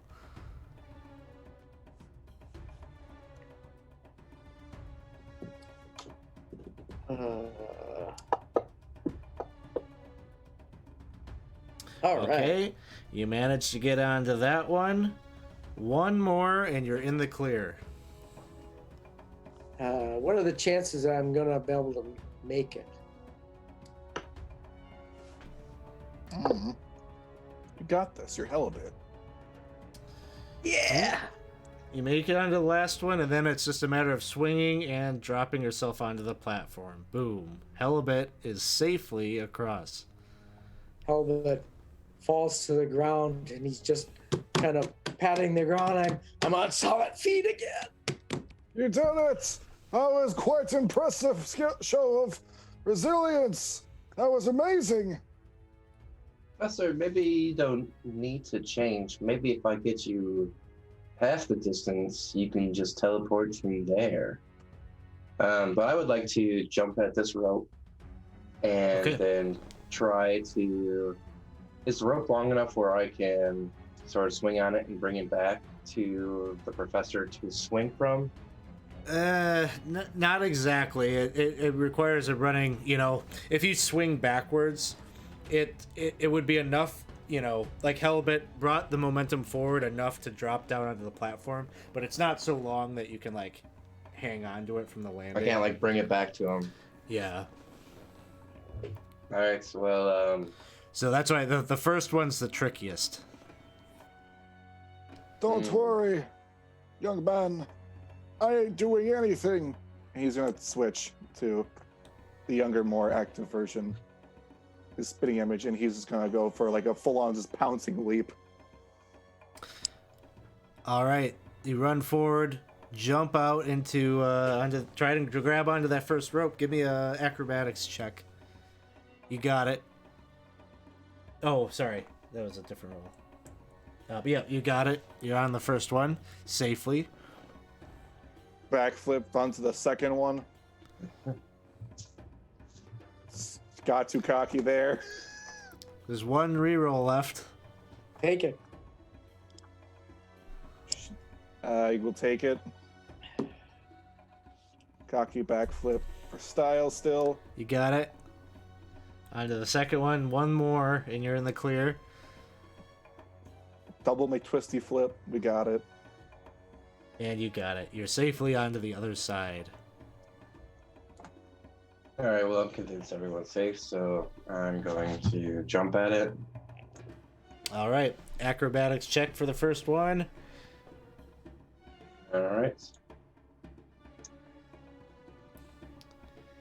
Oh, shit. And we Yeah. took off rerolls, so Dunker, you the other two made it look so easy, and as you go and you run to leap, you grab and you just didn't quite clear it. It's kind of like the leap that you had earlier. Your feet only made it so far, and then you had to shift your weight. So you grab like you drop low enough that you only get your hands on like the lowest part of the rope. But there's like this burning, stinging sensation as you look up and you can see there's a little bit of green slime right there on the bottom part of the rope, and you slips and you fall down and you take 10 Hey, do I need a points. feather fall to not take a shit ton of damage? You could feather fall.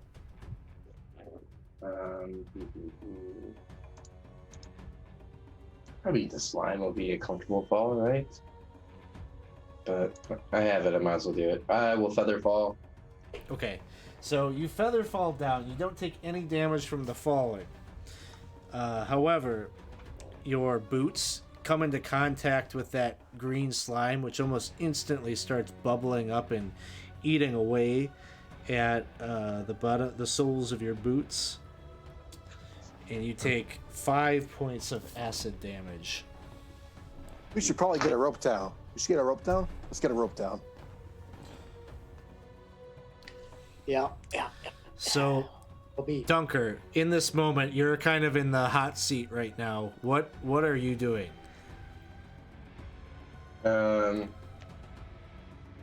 Is there any kind of slant that would allow me to like take a couple steps and like jump up at this rope? No, you're 20 feet down from where like the bottom part of the rope would be. All right, I'm just gonna maybe sludge through it until I get to where the guys are, and I'm just like kind of like screeching from the pain and being like, "Throw me a rope!" All right, so you run forward to the other side. Professor and Halibut, one of you is producing a rope to throw down there. Yeah, and I'm gonna, while he's trying to get to the next rope, I'm to the rope that we've slid down there. I'm gonna cast healing word on him. Okay.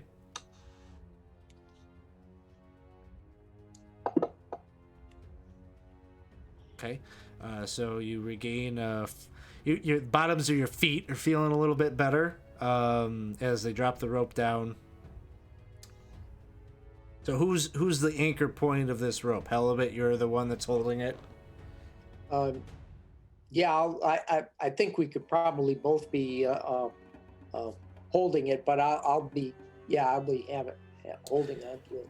All right, Dunker, give me just a quick strength athletics check to see how. It's not a question of can you get up there. It's like how well can you climb up there? Can you do it without instinctually kicking off the wall here that's covered in the green slime? Trying to figure out how my jack of all trades thing works. It should be automatically on it. So see like a half star. Yeah. I think it's half That's filled in. better than anything.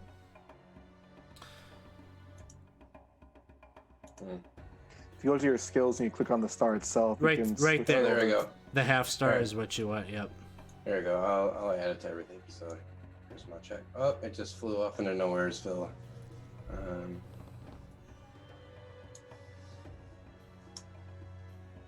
There we go. Okay. So you managed to straight crawl up that rope without making contact with the wall. As you make your way up, you get safely to the other side. All right, sorry, I'm just adding that half star to everything, right? That's not, I'm already proficient at that. I'm not already proficient at. Are you still damaged?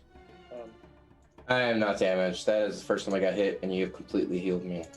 So my boots look ugly, but I am healed. Do I need to replace my boots? What's the damage on my boots? The bottoms of your boots are pretty much effed, and you could get a new pair in town, no problem. But for the remainder of the dungeon, you're gonna be walking on your now healed up bottoms of your feet. Alright.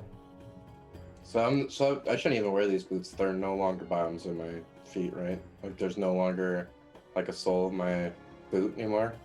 Yeah, but they still look cool, like on the top part.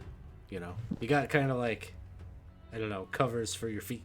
Nope, Little I'm limbs. taking them off. I'm kicking them off. All right. Now my gross, unclipped hobgoblin toenails are out. Halbert, I have to ask, are you accurately tracking your spell slots? My spell There's- slots? I just noticed there's only a third level ticked off, and I think you just cast that elemental. You cast the Spirit Guardians earlier in that elemental weapon. Oh, okay. Yeah, I should have 2 of those.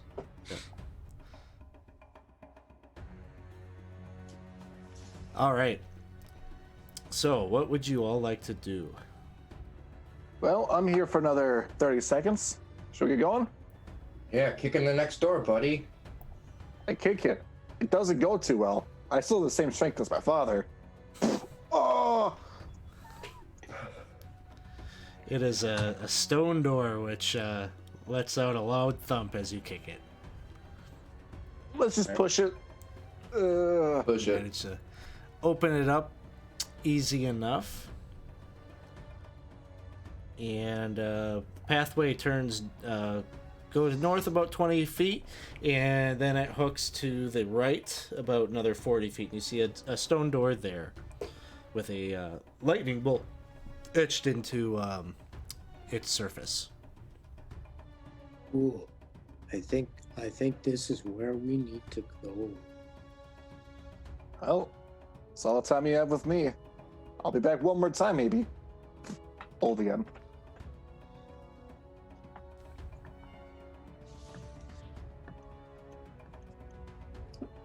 So this appears to be the door, Professor. So as you'll see, I mean, the religious iconography on the door might give it such an impression. What do we Hey. expect to be beyond it? I see we got a question here from the chat. This is Fantasy Grounds Unity.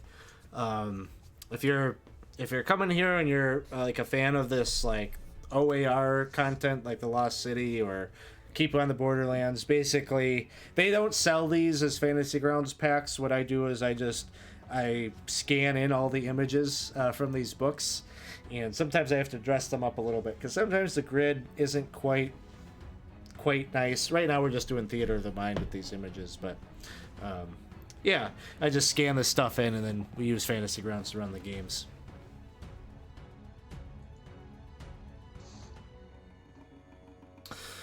So, are you all feeling ready and you move forward to open up that last door? Ready? All right. You open the door and it gives you view into a yet another chamber. This one seems to have 20-foot high ceilings, and the room is somewhat illuminated. As you can see, there's sort of a wall of flame that's casting kind of a backlight to the chamber. Can't really see beyond that wall, but it's giving a glow, an orangish glow that cascades forward and sort of silhouettes a very large creature that's sitting prominently in the center of the room.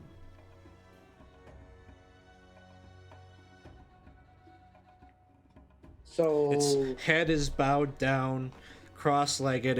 It's like hard to say how tall it could be if it stood up, but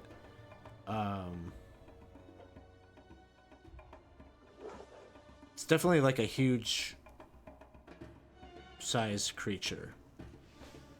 Does it look humanoid? Does it look like some sort of monster? You can make out, it's sort of like I said with that backlight like that, and how far away you are from it. You're just seeing the silhouette, but it's shadowy. But you can make out two large arms. Seems like it's like crisscross legged. Professor, what is that? I have an idea.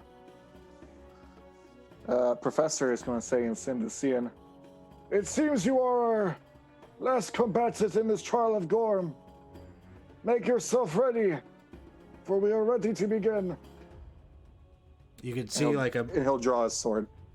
Its head rises up and it stands, and you just hear it kind of sniffing about, and you just hear like a low growl.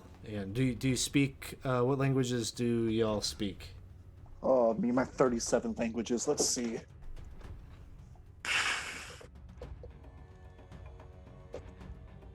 I can just look too, I suppose. Abyssal, Celestial, Common, Sindician, Draconic, Professor, Elvish, Giant, yep. Primordial. You understand it as giant, as it is speaking, and it just says, "Step forward and be tested." And with that, we will go ahead and roll initiative.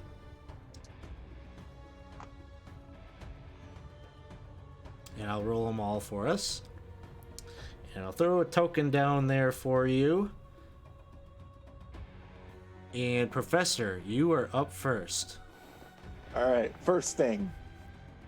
I'm out. Blade Song, going up. Charging forward. And I will cast Haste on myself.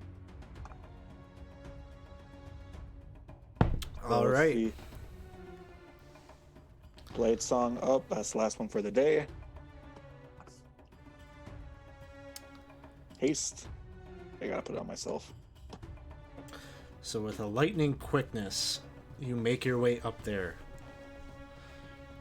And I'm trying to see what we can do with... Whoa, thanks for the jams, would man! using an object also be considered using a magic item, or no?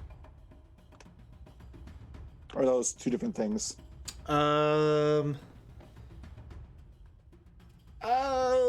I'll allow it. I'll say that it can be that. I'll point the wand of paralysis at it and try to paralyze him. All right.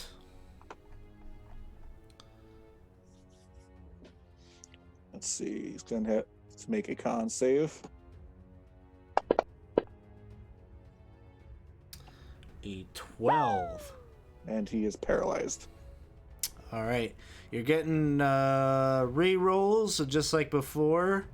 I'm going to say that buy everyone a re-roll for you guys. We'll give you the 6, so double up. So thank you, Ed. Thank you. And so you got the giant here paralyzed right off the get-go. That brings us to Halibut. Helmet steps into the room, but he doesn't go right up to the troll, but he will cast his last third level spell and bring the spirit guardians back. Okay. And so Well, okay. This will be for his next turn then, and that's fine. Yeah, we can do it right now, but it really doesn't take effect until. okay, yeah, and I'm going to just ready my warhammer in case he comes near me, but I don't think he's going to do that since he's Okay. paralyzed. Since you hit the saving throw, let's just resolve it right now. It's early in the fight, so it's not gonna be a difference maker. So we'll just do it right now. Just drop the damage on him. I think you did it on yourself Yeah, I think I did, didn't I? Okay, then forget it. Like, let's just do it correctly. We'll skip past that. All right. Let's see. All right. Anything? Did I do Well- that right? No. Well, no, because I was saying since you didn't do it correctly, that's fine. Wait, what? What are you doing? What's going on? Well, I was trying to do it right. I don't know. No, so when you cast Spirit What is Guardians, turn? it affects him at the start of his turn. Yeah. All right. I'm It's sorry. not his turn. Yeah. It's good old okay. Bunker's turn. It's fine. You rolled it. Both of them were failures. Drop the damage on them. Let's just knock it out of the park right now. Sorry about that.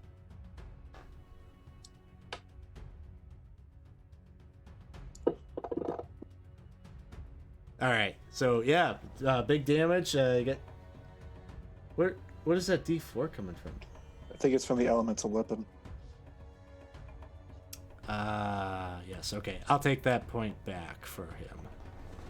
Why would it do that? Well, actually, it shouldn't be there because that's a concentration spell, right?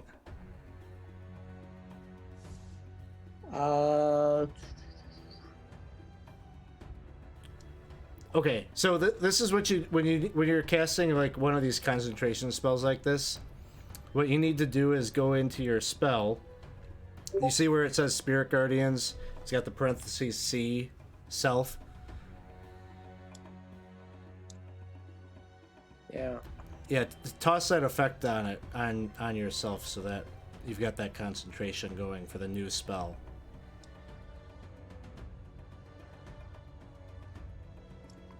Do you see that? Yeah. Yeah, just click that effect button. There you go. All right. So my Your elemental weapon went away. is Yeah. gone. Then. Yep. Okay. I didn't notice that they were both concentration spells. All right. And thanks, Ed, for the reroll. I don't think I said that. I'm gonna need it because I have to contend with this Wanda paralysis. All right, Dunker, it is your turn. All right. Well, I see see what the professor is trying to do, and I'm gonna try to work alongside, and I'm going to cast blindness. All right.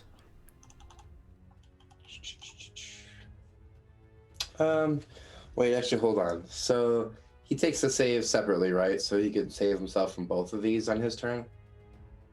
Potentially. Yeah, okay. Yeah, so I'm gonna do blindness on our friend here so that the save on him. And he makes that one. Okay.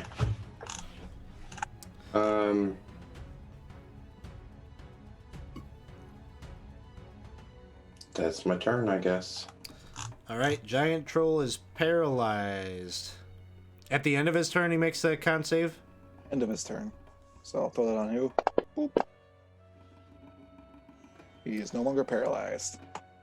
All right. Big boy is going to be back in action maybe next time. And back to the top is Professor's turn. With my hasted action, I'm going to try and paralyze him again. All right.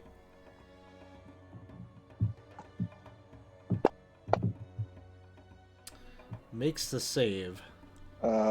With my action, I am going to cast Screen Flame Blade and stab him.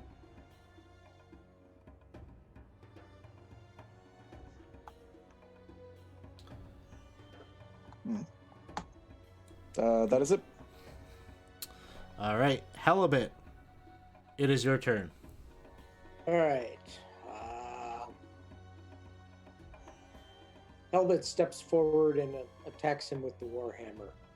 So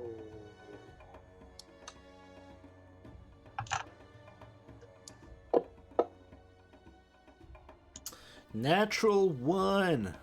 You guys have rerolls too. You got 6 rerolls, just remember. Reroll it. all right, I'll re-roll it. That rust monster, he just affected my warhammer. I just can't get No, it to. it only impacts damage rolls, not your ability to hit. I'm still making that claim. I don't know. Dunker might buy it. I don't know. But Anyway. the 11 will miss, but it is not the natural one, so that's And good.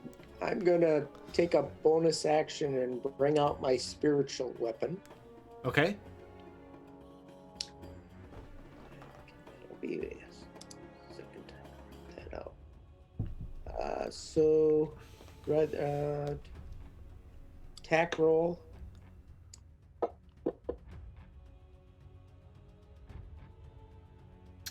That missed too. And that will miss. All right. All right. Not doing so well. Dunker, it is your turn. Great. I am going to. I guess I will do a Dissonant Whispers on him. Oh, but he's making all these saves. Yeah, I'll try. Needs damage too. What? Needs damage. Go for it. Yeah. All right.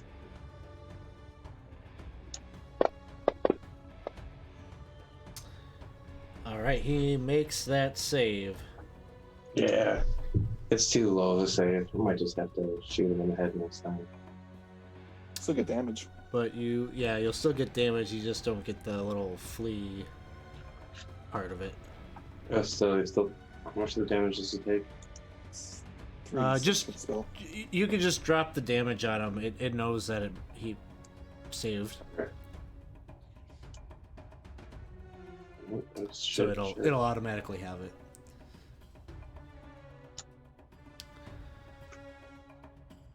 All right, so 5 points to the troll,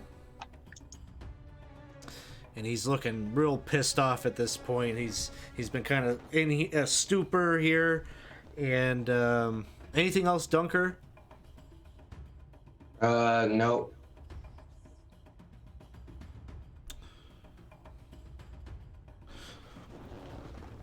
And he's kind of, you could see some of his wounds are kind of patching themselves up a little bit, but he grabs the spiked great club that he has, and he's looking straight down at Professor, and he says, "You magic, I don't like magic!" Ah! And overhand tries to bring the spiked great club down. I mean, what can I say? Magic is my speciality, after all. 26. Shield. Second one is a miss. 17 will miss. Just too fast! Too fast! Stop it! And then it's Professor's turn. Hold there, big guy. I think you need to just slow down for a bit. I'm gonna try and paralyze him again. I got 7 charges of this. I'm gonna make the most of them. Oof. I gotta use my reroll.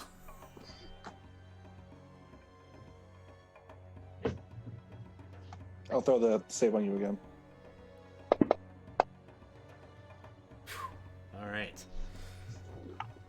He just kind of shakes it up. No, stop it! Fine. Burning hands. I don't like that either. Let's see. I'll just cast it at first level. It's gonna make a deck save. I didn't mark him. All right, he fails. Damage. The embers of flame that you shoot up into his eyes, he's just like kind of coughing, and you can see What he almost looks like a glimmer of fear in his eyes. I don't think I targeted him again. Oh, for the damage? Yep. I Okay. don't think I did. I can pull it onto him. And I will position myself behind him, and that will be my turn. All right. Next up is Halibut.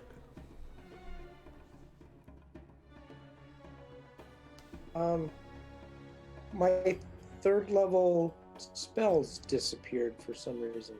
Because you're out of the level spell slots. If you're in combat mode, it just bamps the page out.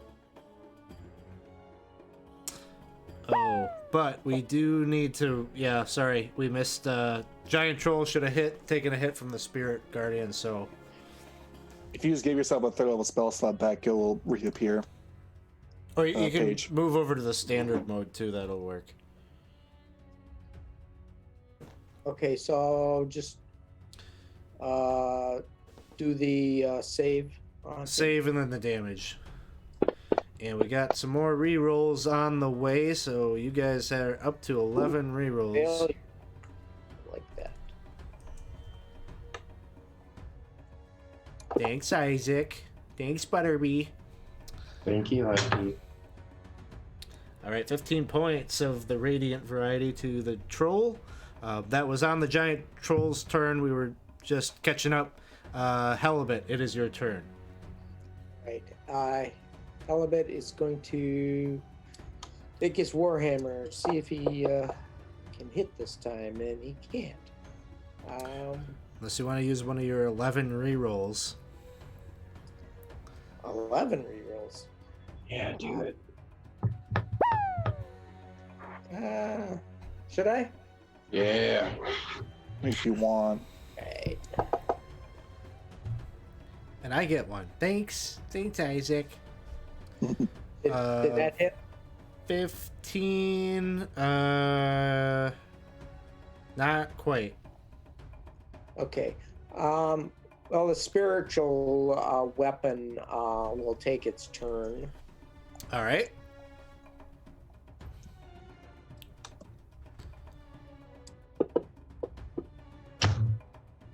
Boy, I'm rolling bad.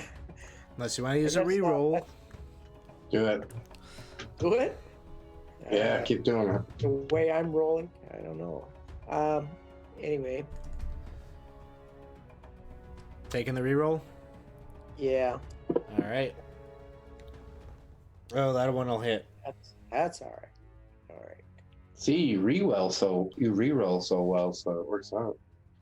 I didn't with the Warhammer. Anyway, let's see. Damage. Oh, You hit him for 5, and he turns his attention from Professor down to you, and he says, "No more magic! I'll show you what a real weapon feels like." okay. Let me have it. Dunker, it is your turn.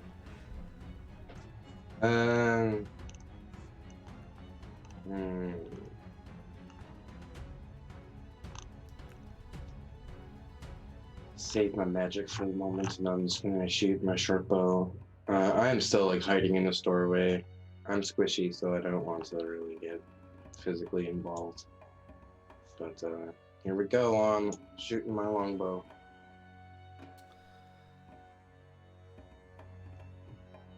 Would you like to reroll? I sure would. Yes, do it. Nope. All right. Anything else, Dunker?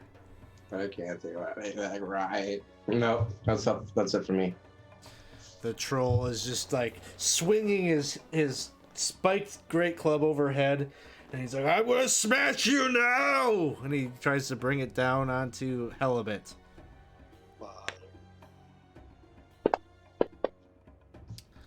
The 21 will miss. Second attack is a 13. Will the spirit guardians take their? Yeah. Hit him with the wisdom save.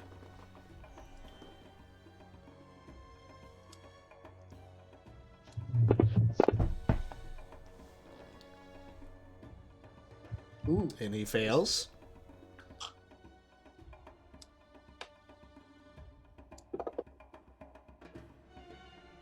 And 15 points. He's getting frustrated as you hop back and forth as he brings the hammer or the great club down. And he's just like, Why are you all so fast? I'm not fast. You're just slow. Hey! Professor, it is your turn. My friend, I just think you need to slow down just a little bit, and I'm gonna try and paralyze him again. I have 7 charges on this wand. Oh god. I gotta use my reroll. That's why I'm saving these rerolls just for the... Alright. Oh, you got him. Not fair. I know. Lightning bolt. So Full damage. he fails to save, so he gets full damage. Boop. Oh my That is god. really good. 41 points off a lightning bolt. Yep. That's my turn. Nice. Oh, wow, that is an incredible roll. That's all 5s and 5s and 6s with the exception of 1 3. Oh, I get a reroll back, but man. I might have to use it to get unstuck here. Poor giant troll. He's not doing so hot. Anything else, Professor? That is everything. All right, next up is Helibet. All right. He takes his warhammer. He just starts to swing it. And just gives it a good. Oh, can't do it. And, Does he have advantage? Because he's paralyzed. You got You advantage. should. Oh, okay. If you put your die on him, you roll at advantage. 16 will hit. All right.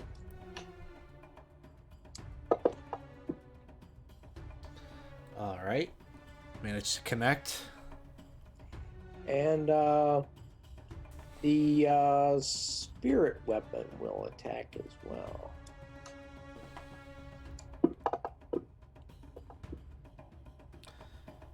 All right. That will miss unless you want to try a reroll. Now Yeah, I'll pass. I'll let that go. Dunker. All right. So badly. I'm still just going to kind of step back so that I'm never the person that gets hit in the face first. And I'm going to shoot my longbow.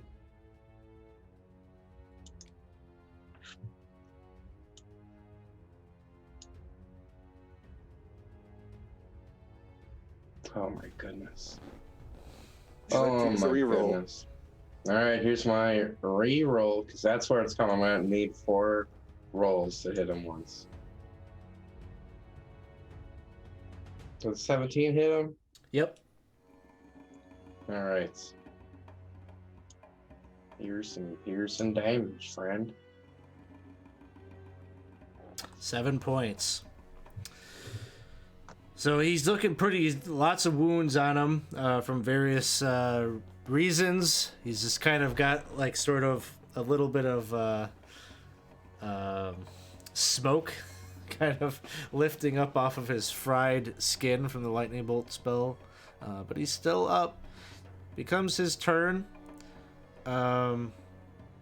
He does recover a little bit of that from his regeneration, but he's paralyzed and needs to make a con save. You also got the And Spirit Guardians. Guardians. So go ahead So- and do that, Helibet. Con save. He is no longer paralyzed.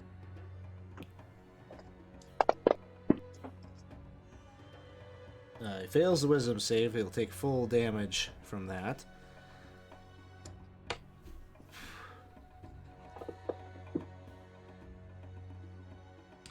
And he comes unparalyzed. Ah! They don't play fair! Ah! I hate them! He's just like swinging the spike club again, getting ready for another attack. But Professor, it's your turn. Fine, I'll give you a break for now. But look at me at least this time.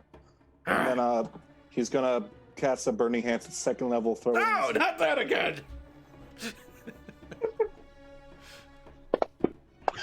Dex save.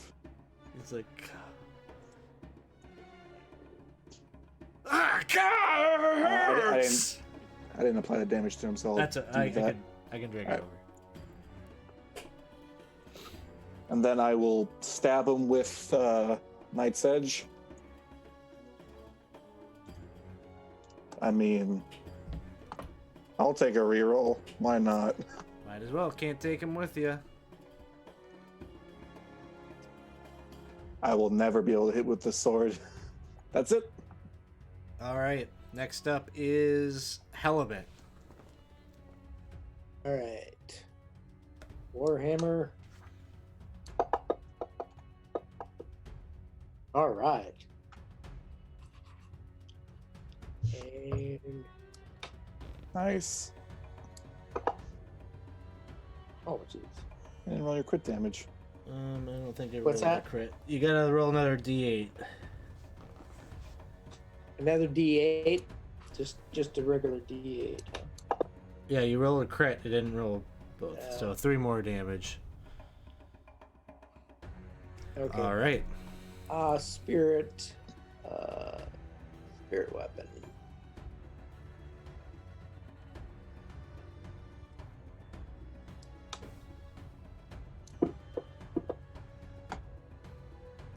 Boy, I'm gonna take a reroll on the spirit weapon.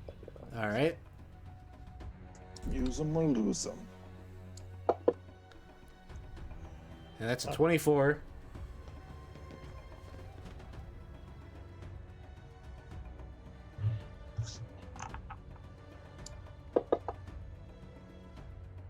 Okay.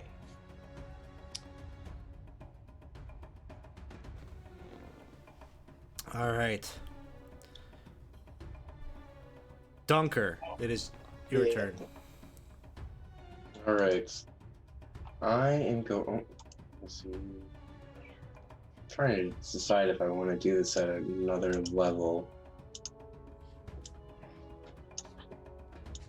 Just to save my first level spots. Okay, so I'm going to cast Dissonant Whisper at a second level.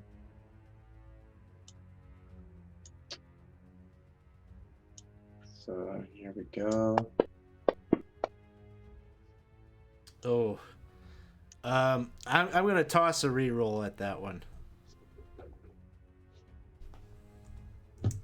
Go ahead and drop the saving throw on him again. All right. All right, he makes it. So you can just drop the damage on him. Damn it. Oh, he's so wise. So it is 4d6 because it's at the second level, so I don't know if I'm just able to drop it on him or I should just roll it. Just roll another d6. All right. All right. Nice. Anything else, Dunker? No. Saving my first level spell in case I need to heal somebody, but I don't think we're there yet, so I'm done. All right. Caster's gonna take him down. The troll takes a swing at Halibut. Rolls a 26. Oh, Oh, that hits. You got me. Deals 11. You manage to maintain concentration. Oh yeah, spiritual guardians. What do I do? You still have your spiritual guardians up, so you need to put a wisdom saving throw on the giant troll and then drop damage on him. So he makes the save. He'll take half damage. But as he hits you in the, he manages to kind of like broadside you, And then he looks down at Professor. He says, "You like fire? You like fire? Do ya? Let's see how much you like fire." And he tries to grab hold of you. Give me a strength athletics check. Could I argue for acrobatics? He's trying to grapple me. Yeah. Go ahead.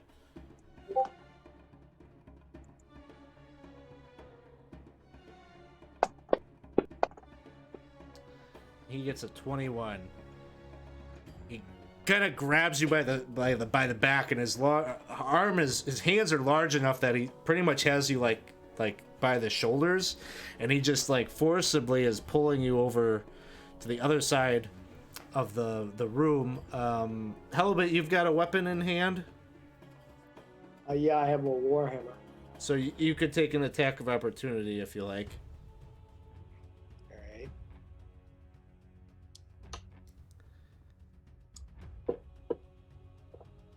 Oh, jeez. Would you like to re-roll that? Yes, I will. I want to save the professor. All right, it's a miss, but it's not the net one.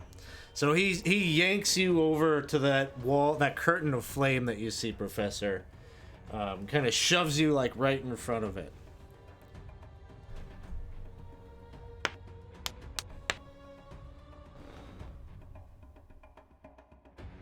And he causes you to take some fire damage. 21 points. All right. I will cast Absorb Elements to half that. Bring it down to 10. Bring it down to 10. So now my sword is glowing even brighter, but I gotta make a concentration check. If you can throw the 21 points of damage on me, so it does automatically.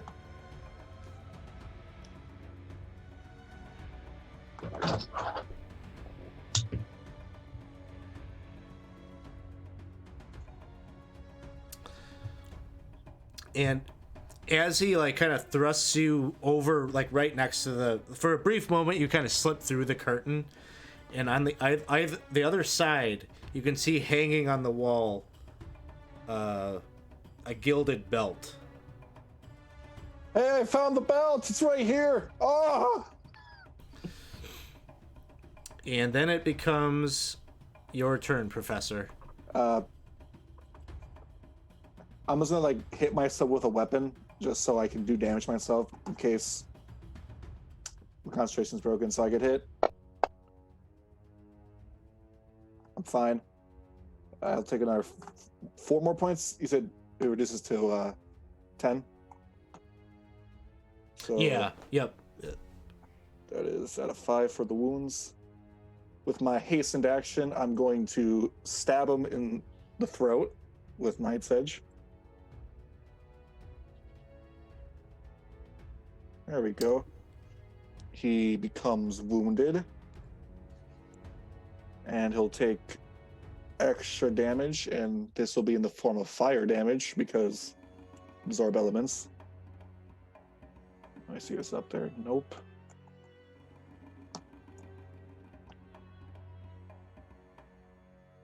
Six points. And then with my action, I'm going to cast Burning Hands directly in his face, just trying to channel the fire into his face. And I'll cast Burning Hands at 2nd level.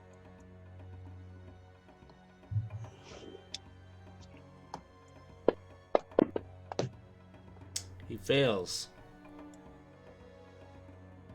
I did it again. I keep forgetting to target him. 16 points. And as you cast the burning hands, and it like this wave of flame just kind of envelops his body, and just like a piece of parchment kind of incinerating, you kind of see that sort of effect as his whole form just kind of dissolves away. And with that, the intense heat of the flames from the curtain behind you also dissipates, giving you clearance to claim the reward. Oh, is the professor's not on fire or anything, is he? No, No. just No. But You may want to catch me in just 1 second. You're gonna have to catch. Just hold up.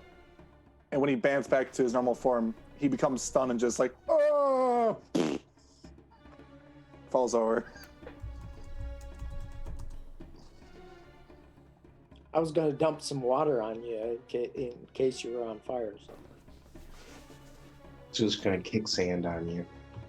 But I am stunned for a round, so just making moaning noises. Oh, well, maybe I should throw the water on you anyway. Ah, ah.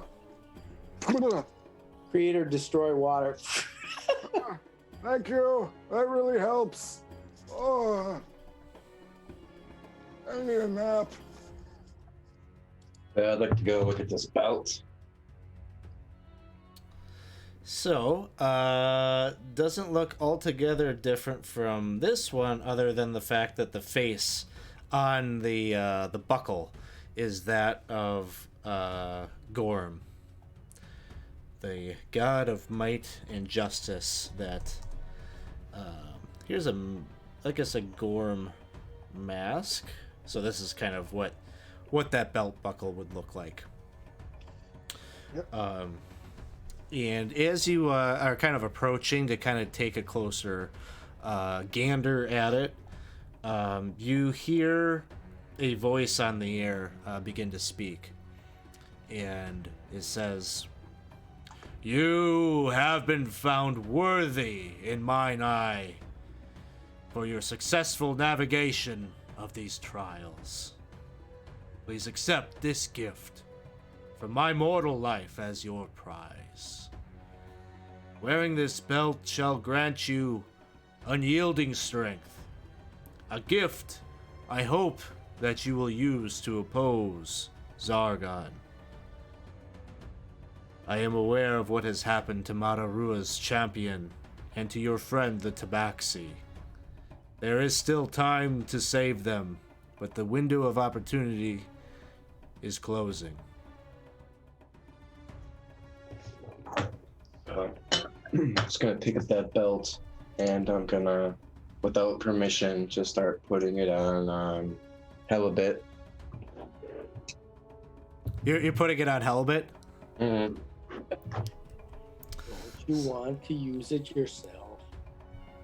Oh, we need a strong warrior for this to really shine. I mean, if they see a bard walking around, they might think it's a joke or a fake.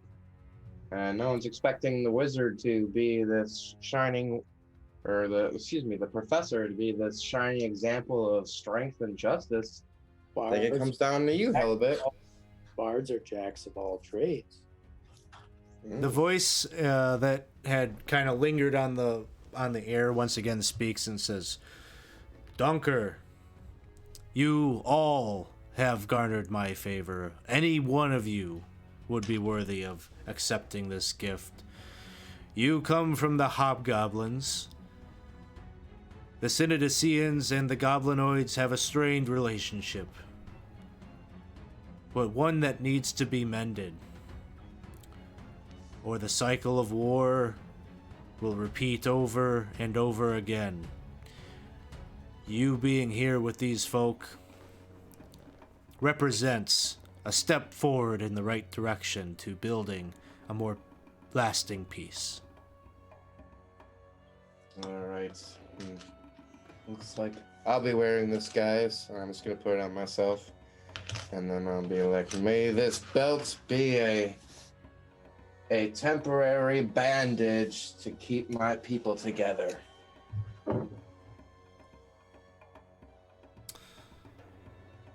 With this, I hope that you will use this gift to go on and defeat Zargon. He may seem like he is in a diminished state currently with the loss of the city, but he has grown incredibly power from the labor and sacrifice of his worshippers. He's nearly strong enough now to emerge from the hollow world, which has long been his prison, and onto the surface. If he accomplishes this, there is no telling how strong he will grow. And with each life taken, with each city razed, He is a problem that will not stay here, one that may grow far out of control. I bestow upon each of you the ability to call forth the assistance of those restless spirits who lived and died in pursuit of defeating the Scourge of Zargon. Like you, Professor, and your son. There are many others who have remained behind, their spirits lingering, wishing to see resolution to the problem of Zargon, to see him defeated, so that future Synodicians do not have to live in fear of his return. But he will return. He will return until he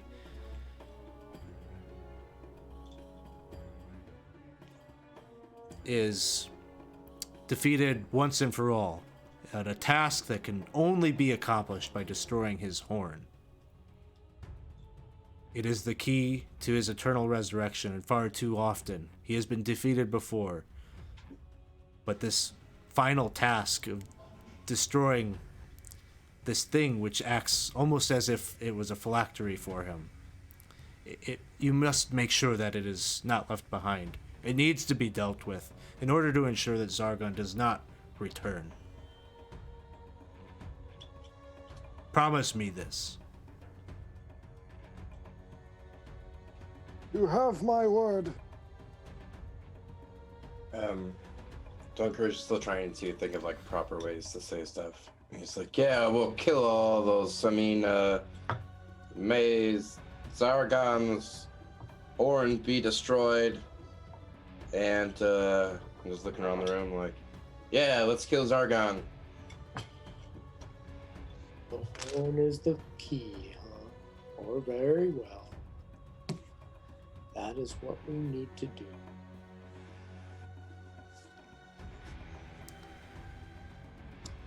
Let's go heal our wounds and get ready for battling with him, Zargon. So, having acquired the belt, you emerge victorious from Gorm's Gauntlet up to the surface, where a number of gleeful-looking members of the Brotherhood eagerly pull you forward and up out of the trapdoor and quickly escort you out to the courtyard of the stronghold. You can hear a cacophony of cheers and whistles from a crowd on the other side of the wall as you are escorted right up onto the wall right next to Canadius. He beams at you and he grabs Halibut's hand and raises your arm up in a champion's pose.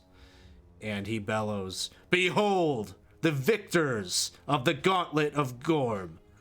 They have returned victorious and as such have signaled the truth that Gorm's protection extends to each and every Synodician. Might makes right, and we have regained control of the city away from the Zargonites, and we shall usher in a new period of peace and prosperity. We shall rebuild and reorganize under Gorm's guidance and ensure that Zargon never again gains a foothold within our great city." And the people are cheering, and they seem very much in support of Canadius's declaration. And Professor, you hear He's a like, little voice oh, Professor's in your like, head, oh no. and you hear Origo, "Oh no, this is... Professor, this is a problem. Canadius, he has no intention of saving Pandora." I don't think he does. Oh, this is quite troublesome. But I'm not hearing any of this, right? So I'm just like... You see Professor just like scratching the back accepting of all of his head. this cacophony of applause, like you said. Just like raising Halibut's hand up and slamming my hand on his chest armor and stuff and getting them all jacked up. Yeah, and I mean, there's like a festive mood. Like people are getting ready to have a banquet in your name, and there's definitely going to be a party here. This is a big, momentous kind of event. The three of you emerging victorious from this these challenges. But for Professor and Auriga, followers of a different faith, you're very quickly seeing that you've just been used as sort of a little bit of propaganda to bolster Canadius's claim on the city. Something that Auriga kind of warned could happen at some point, but maybe something that he didn't foresee happening so soon. So that's kind of where we're going to leave it. But there is a little bit of a gift that each of you has been granted, Dunker, Helibet, and Professor.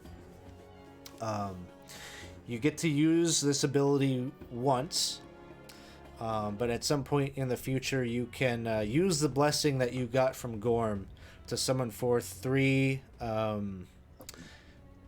spiritual berserkers that could join you for one encounter.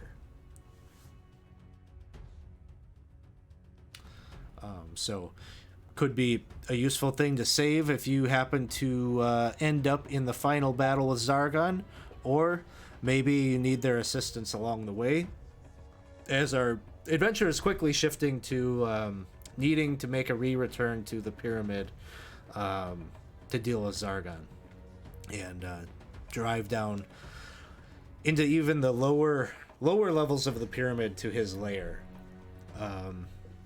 It is probably reasonable at this point for, I don't know, any characters that we had in the Lost City campaign, that if any of them were to retire, they could easily do so by returning back home. That is an option at this point.